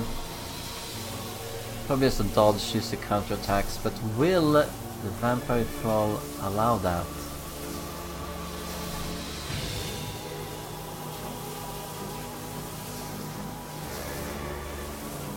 Thing is, we don't know if she can disengage yet. She might be able to.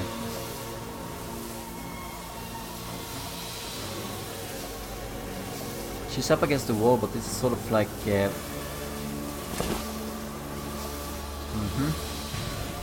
switching weapons. I have a mace now.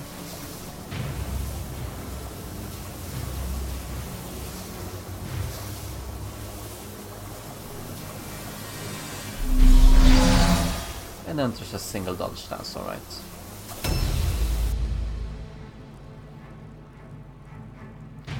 Yes, 30 wounds is really, really hurt.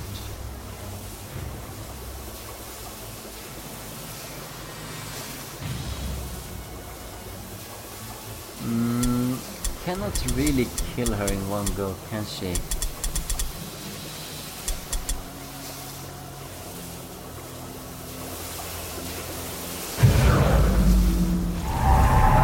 She needs to be careful with the counterattack. Oh, wow, okay. Alright. Oh, a strong blow. This is a... she has Daredevil as well now, and that means if she uses Daredevil, then the dodge stance will be relevant. Oof. Yeah, I could actually maybe kill this unit off. Let's see. What happens on the return attack? 19, okay. So 11 wounds left over. Yeah.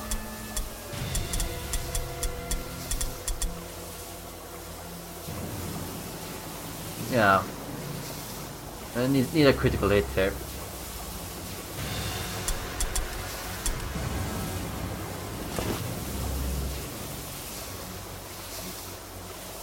Why not use a strong blow? Why not use a strong blow? You had 4 red pills. Yeah, and if you're gonna risk the attack, why not use the 200 weapon that you had? Could have done a lot more damage with that.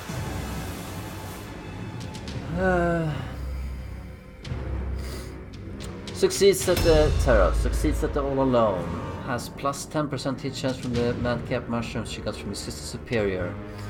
Minus 20% hit chance from Vent. She's completely locked in, she cannot do anything but attack. Who will she attack? This is Antidote. Is that the one that removes the... I think so. Removes the poison effect. And so she can actually cast spells again. Yeah. Finishing off the Warp Guard. That's 3-0 now. You can see its Slaviour's morale is dipping quite a bit. None of the zombies have gone down, and they don't affect the morale. But losing 3 units that do affect the morale. And we might lose a 4th very soon with the Vampire Thrall. It's gonna be minus 22. And that means we only have 28 left. That's 2 kills.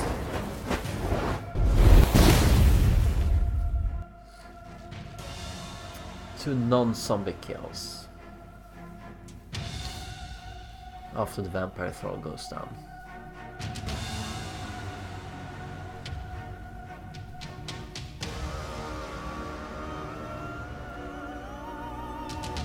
Does she want to risk another spell?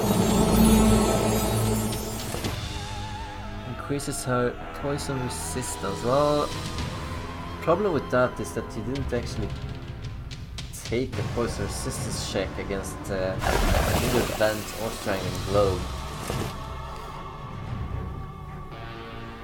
Using Madcap Mushrooms on herself. I hope that's a different color. I don't know if that's the case, but otherwise you just wasted a consumable. I think it actually is the same. I think she did waste the consumable, because why would you put some white Madcap Mushrooms on the Sister Superior and give the Matriarch that and then she used a blue one? Yeah. I think she forgot that she got that. And why use the Madcap Mushrooms? You're only, yeah, for one attack. Well, this is nice. Gonna go after the Globadier. I remember that the Necromancer is also locked in here, so... the Necromancer could possibly disengage. It's difficult to tell in door openings. But Gnolok Blight does not look that good. That's lucky for him, he might get another turn here of surviving.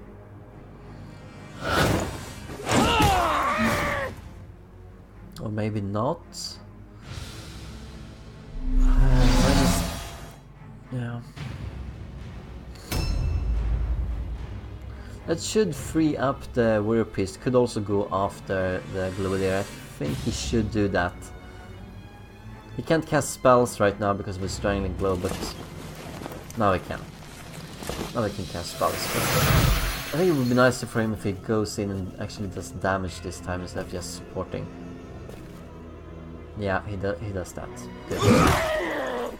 Might kill off the Globadier, and that's gonna be a huge blow to Slaviour. Yeah, don't cast any spell. Kill! Kill! Come on, Kittenpaw, wake up! There we go. Just one more hit, it seems like. There we go. Nice. So, going down to 100, we have 28 more morale that needs to be lost for Slaviour. It's gonna lose 22 from the Vampire Thrall. I'm saying that, as you know by now, the morale loss that you do lose is 12 for heroes, plus 1 for each level that they have. And since this is a level 10 tournament, it's 22 morale. And it doesn't matter what kind of leadership you have, that's only defines the amount of morale available to the warband in total, as you see in the top left corner of the screen. Whenever these players are not moving, we'll see the morale come back. There we go.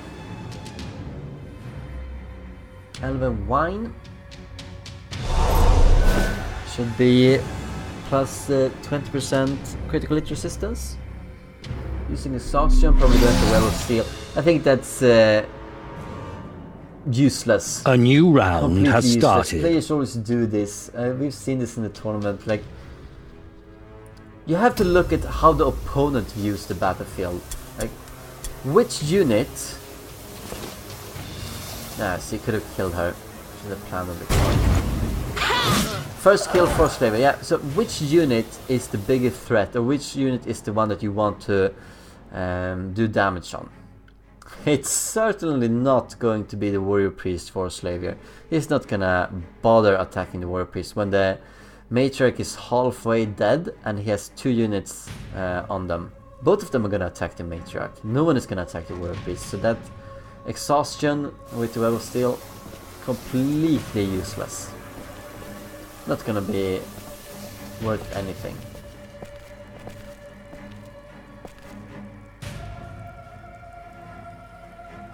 Do a strong blow, yeah. You're gonna die after this anyway. Why use a normal attack when you use a strong blow? Could do a lot of damage. And bypasses a parry, that's good. That's good. That's what strong blow is there for.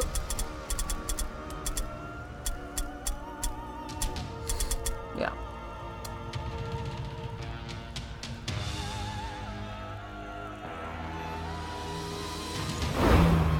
Don't know why you want to delay. You don't have any option. See if she can disengage them.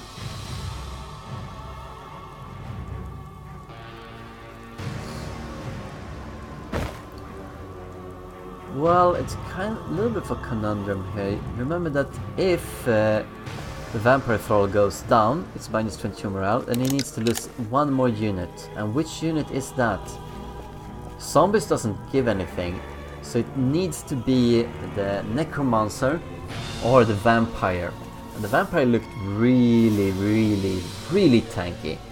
So it probably needs to be the Necromancer that gets killed, and not too many units can reach the Necromancer. There's only one unit right now that's tying down the Necromancer. We don't know if he can disengage, we'll have to see.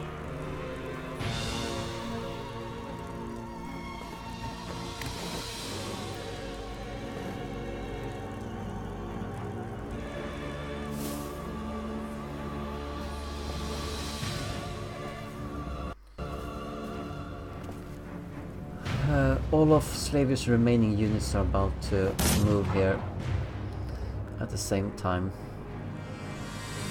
Gonna be his chance. It's 4-1 to Kittenpaw at this moment. Using exhaustion, trying to kill off the Vampire Thrall. Take a bit of damage doing so.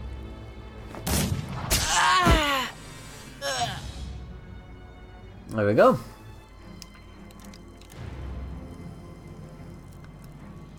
5-1. 5-1. I don't think it's possible for Slaviour to fight back here, is there? I mean, even if he does kill the Matriarch, what's the next target? There are too many tanky units of Kittenpaw that he has to tie him down. 8 more of them, in fact. I mean, yeah, the Marksmen are not super tanky, and the Smuggler not either, but there are enough units here to do something.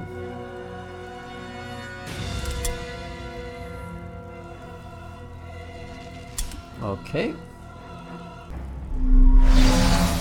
I skipped a little bit there. Slaviour switching the settings. Okay, yeah, I should probably be able to disengage now. Yeah, can disengage. But where would he go? He seems to be trapped. Where would he go?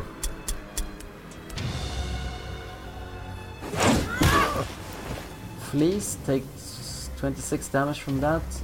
Doesn't have much in the way where he can... Oh, he can climb up. That's cool. Yeah. I do feel like Slaviour has a bit more bad luck, but... What is he going to do up here? You know that the henchman is gonna... Oh yeah, the Smuggler. You see that Slaviour increases settings. Can he actually kill Illyria of the Fence? Does he have any... I don't think he has Life Stealer available to him. Yeah, because he likes to shoot and stuff. That's why.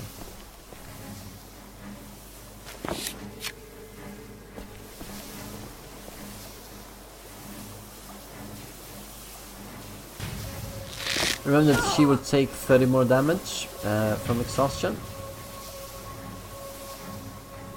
Yeah.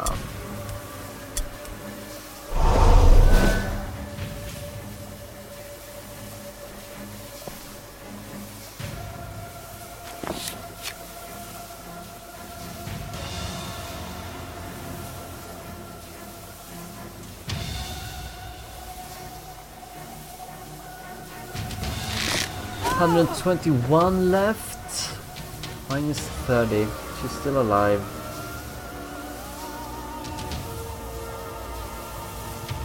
I could see Call of Vanal here.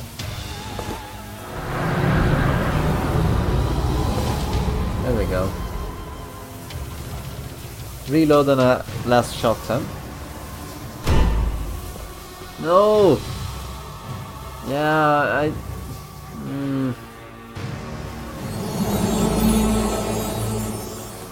That's not a block. That's not gonna block. That's not gonna block.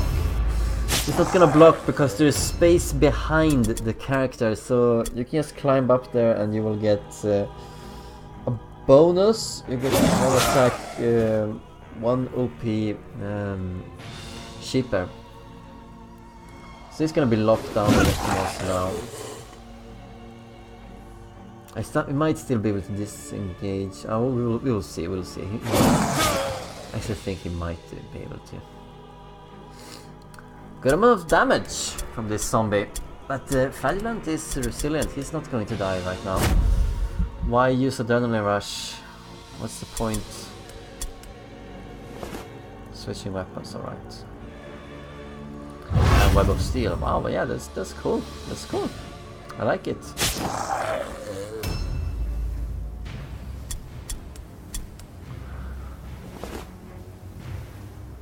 Yeah, I'm gonna try and do as much damage as possible. Use insult, use insult, use insult. Insult! Slaviour! There we go. See, they do listen, they do listen. Nice damage. Gonna use Adrenaline Rush and then another attack. And what do you think?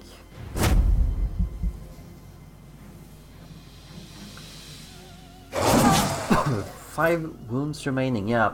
Matriarch is going to go down here. Evening out the score, just a little bit.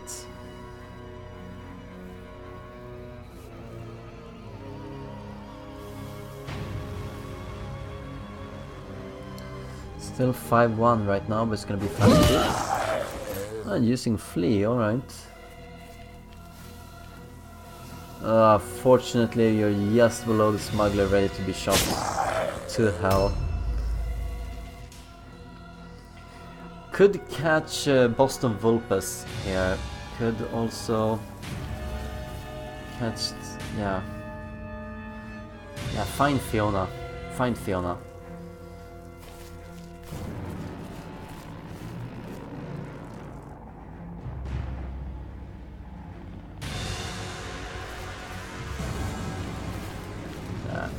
He knows.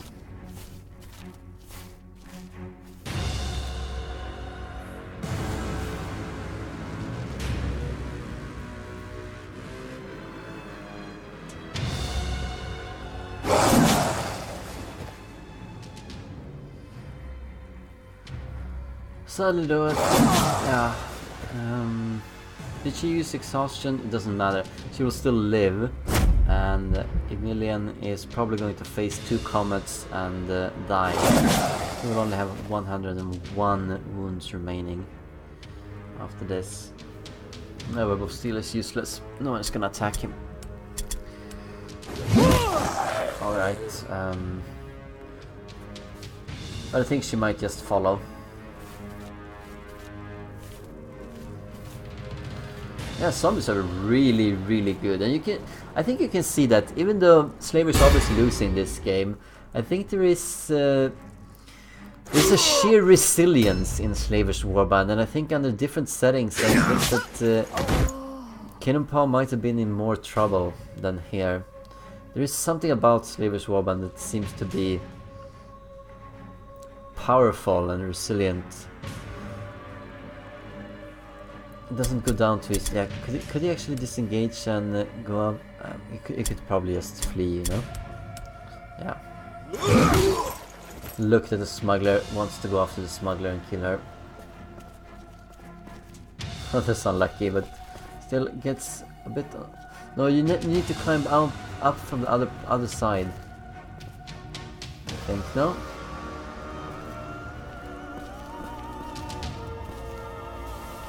Ah, the zombie is blocking the path. The zombie is blocking the path. Ah, mistake by Slaviour. Could have gotten another kill here on the smuggler. Blocked himself out. Uses a flee to get hit more and then goes back. Goes right past the Web of Steel. The Web of Steel did come into effect here, but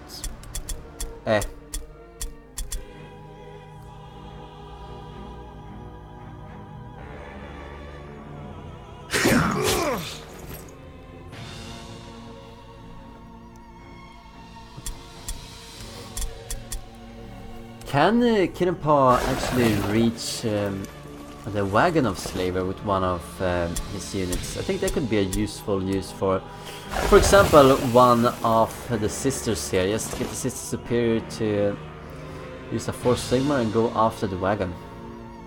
Like, why not? I didn't want to use the Adrenaline Rush here for another attack.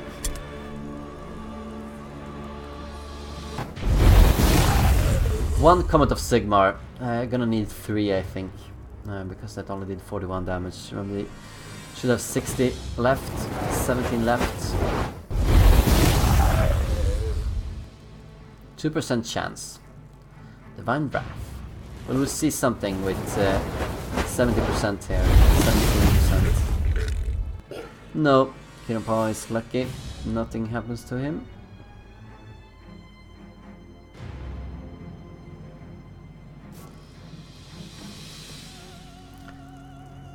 (6-2). 6-2 to Kittenpaw, and this game is already decided. This congratulations to Kittenpaw, getting a little bit of revenge here. Although the map was definitely, I think, the deciding factor, sort of.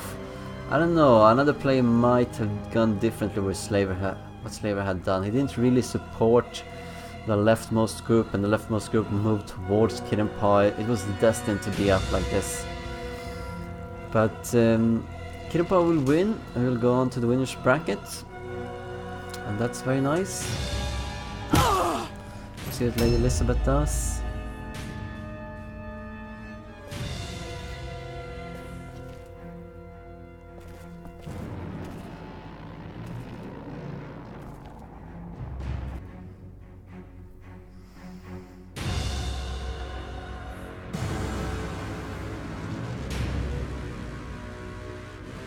Yeah.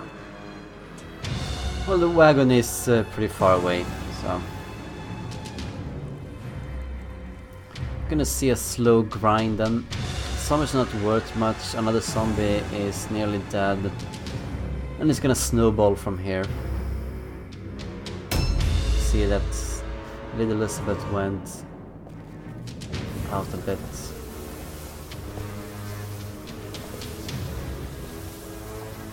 Yeah, I'm gonna see a jump up here, and that little ching, it indicates that you get -1 OP.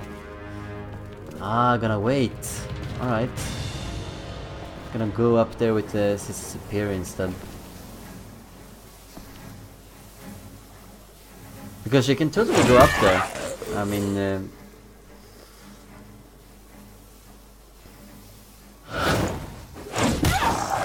staggering blow.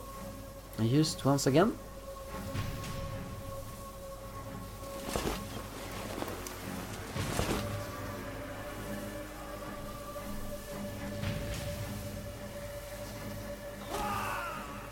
Yeah,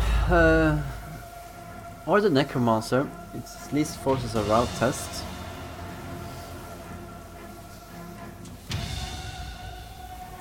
Yeah.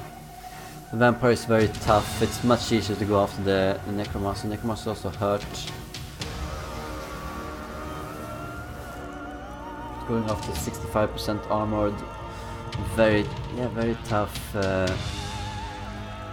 Vampire is not probably something that he wants to do.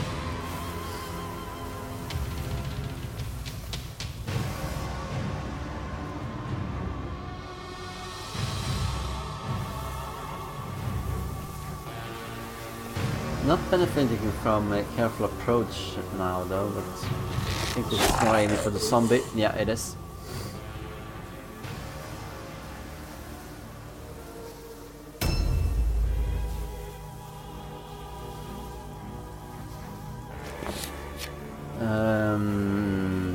Yeah, why wouldn't the priest be able to disengage? He's not standing right next to... I think he had plenty of space to disengage. And he doesn't want to stay with the vampire anyway.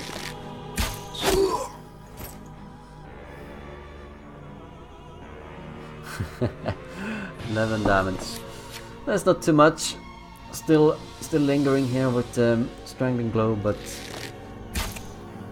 trying to cut down on Web of Steel, although the vampire doesn't seem to want to use Web of Steel during his turns. Yeah, I think that the warrior priest can disengage. I think so. Alright, I was gonna see a unit go after the necromancer now, huh? Is that the goal of the Sister Superior? Get a hero up there to do more damage than a normal henchman could.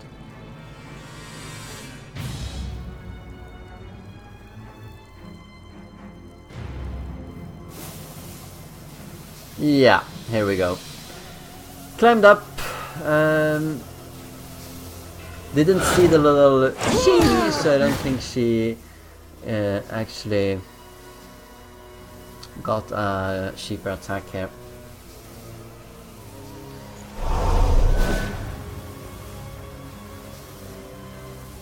No, that is lame, says Slaviour. Well, it's not really.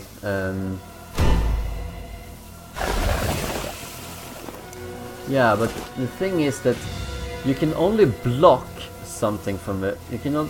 If you're engaged with someone, it automatically blocks. But otherwise, if you're unengaged, it only blocks if there is not enough space to fit in the character as he moves up.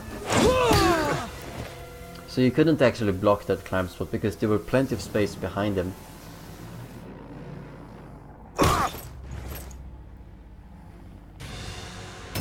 Yeah.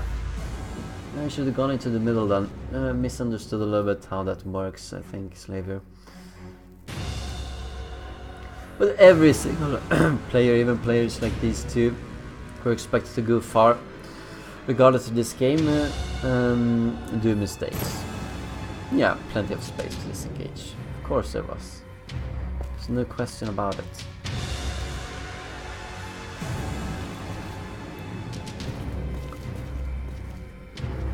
Alright.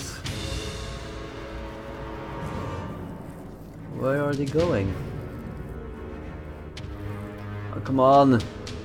Let's finish this game already. 6-2.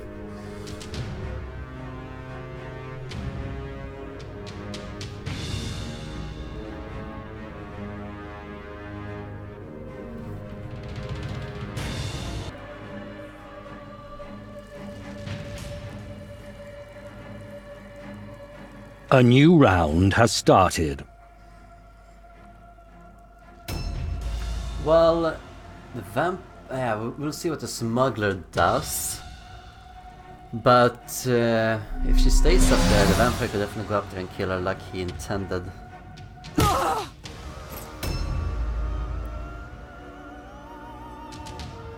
Yeah, very rough deployment for Slaviour. And Slaviour did nothing to really mitigate that rough deployment. And hence he finds himself on the losing side here. Ouch, ouch, ouch, ouch, ouch, ouch, ouch. One more attack. Is the kill? Yes, there is. So we're gonna see a route test here for Slaviour. Your warband morale is critically low. 7-2. Will he pass it? I hope he doesn't pass it.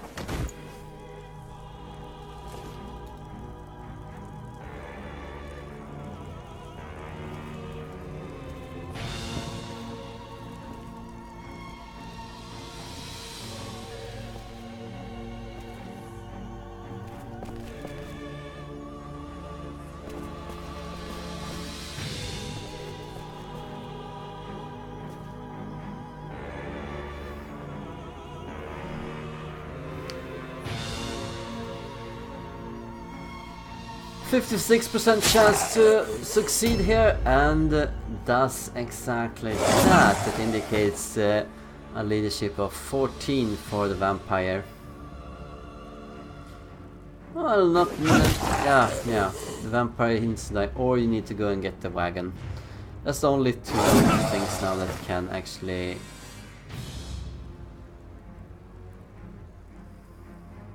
I hope this is. Yeah. That's the only two things needed here to kill off Slaviour.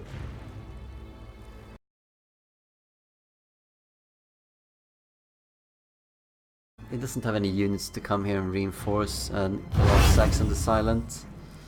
Remember, the other zombie is stuck. And then you have the vampire. Gonna shoot at the zombie here now. Should probably do that.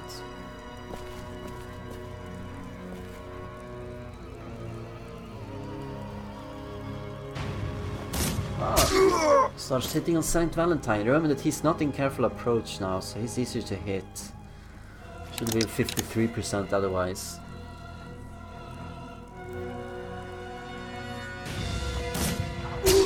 She puts down a bit of damage. A little bit of damage. It's good. Anything that can help start the countdown here for Slaviour's loss. As we are approaching the 2-hour mark.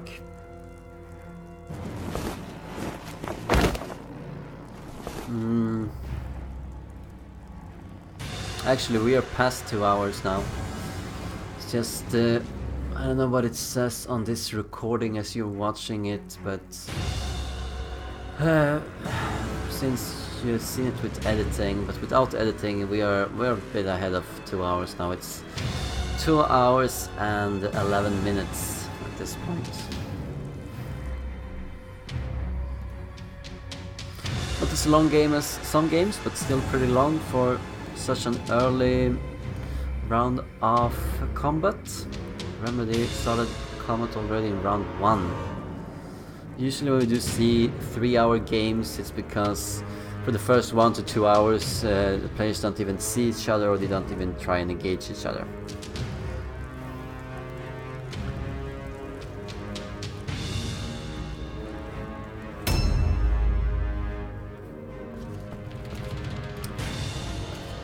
And that's something that some players are known for more than others. Not Slaviour, he's very aggressive, and not really Kittenpaw either, but Quist and Hole Poker, very defensive players. They tend themselves to very long games. Of course, the master of really long games is Happy, who is not part of the tournament.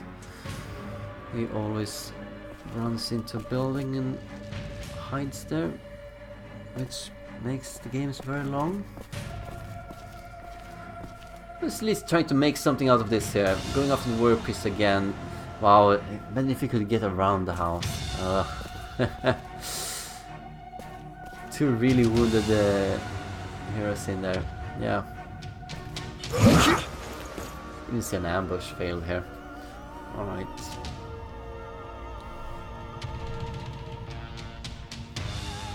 Probably can't kill Porter here in one go. Can he? Well, he has Adrenaline Rush. Normal one, the basic one. It's possible with some luck, and you need a critical hit. Yeah, and doesn't miss, so it's not possible. But he is if he used exhaustion, maybe he did. Yeah, he used Adrenaline Rush. Imagine if he had used Adrenaline Rush in the earlier turn, when he had a chance to do so and do a little bit of damage on the War Priest. He would actually have been killed here if he had done that.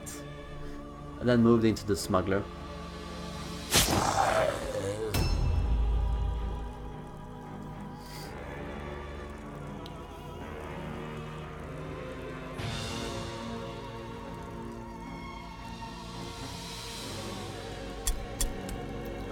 Surprised he took so little magic resistance. Yeah, who knows. A Doom Weaver is very common in these matchups against Sis of Sigmund, especially now that they've started using Arm of Righteousness all the time. Alright, so who do you want to go after? Do you want to go after the... you could let loose the other...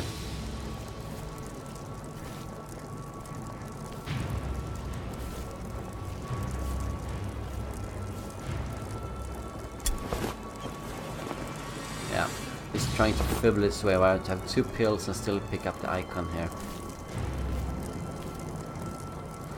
Success! Gets +3 movement.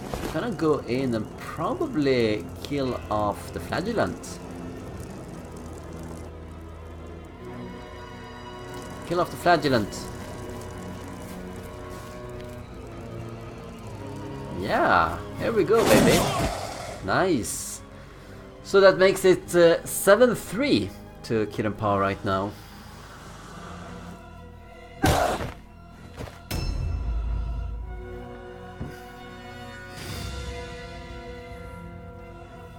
But both of those zombies are very vulnerable where they are. They've taken a lot of damage and they're going to go down. Yeah. Comet of Sigmar, here we go. And if it follows the trend here, then the Kittenpaw will not suffer anything too debilitating from this.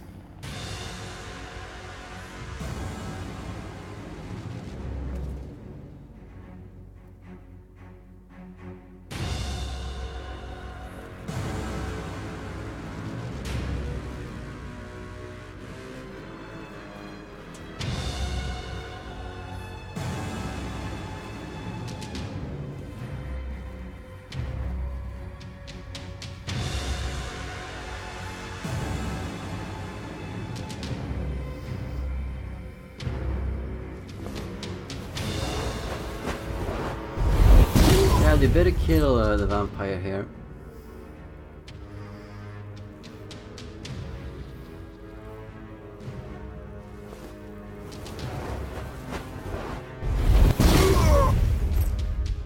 Might be able to remember he takes 30 damage on his turn as well from the adrenaline rush.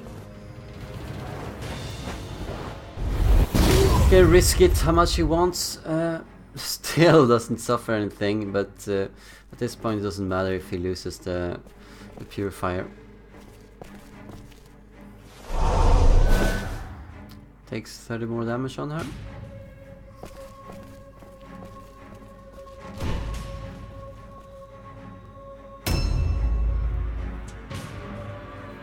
Like, it's not... why even move? Like, you can still... as the vampire can... if the vampire gets another turn, it can still kill. But Warrior Priest then go right after the Smuggler or after the Purifier and kill either of them.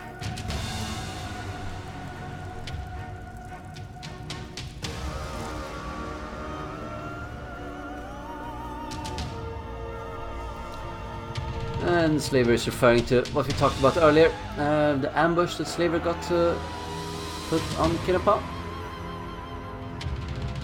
Will we see a shot here? Yeah. Yeah, I think this vampire is dead. And that will be the game, because then Slaviour will not have any units left to take the route test to it.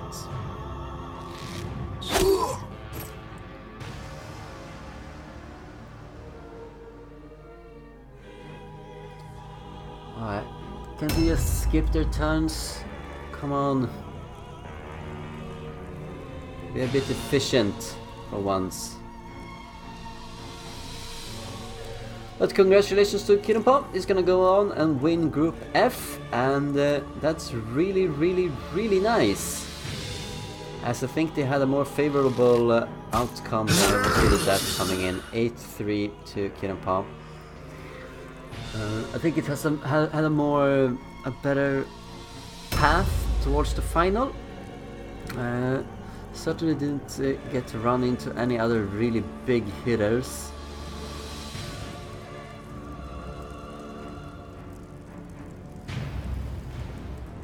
A new round has started. Yeah, GG. Who starts first? This is the Smuggler, right? Round 7.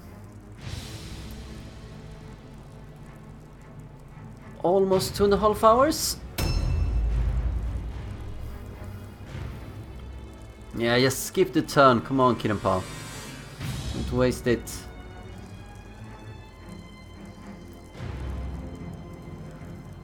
Yeah, I think he should get 5 of them. The problem with having 5 of them is that just a single Necromancer can probably not Yeah, I hate when people do this. It's just they're trying to inflate the score. That's why they do this. They just the game is over, but they're still trying to move and just bring up the score, and they think that it makes them look like they're it was much more even. Yeah, thank you, Slaviour.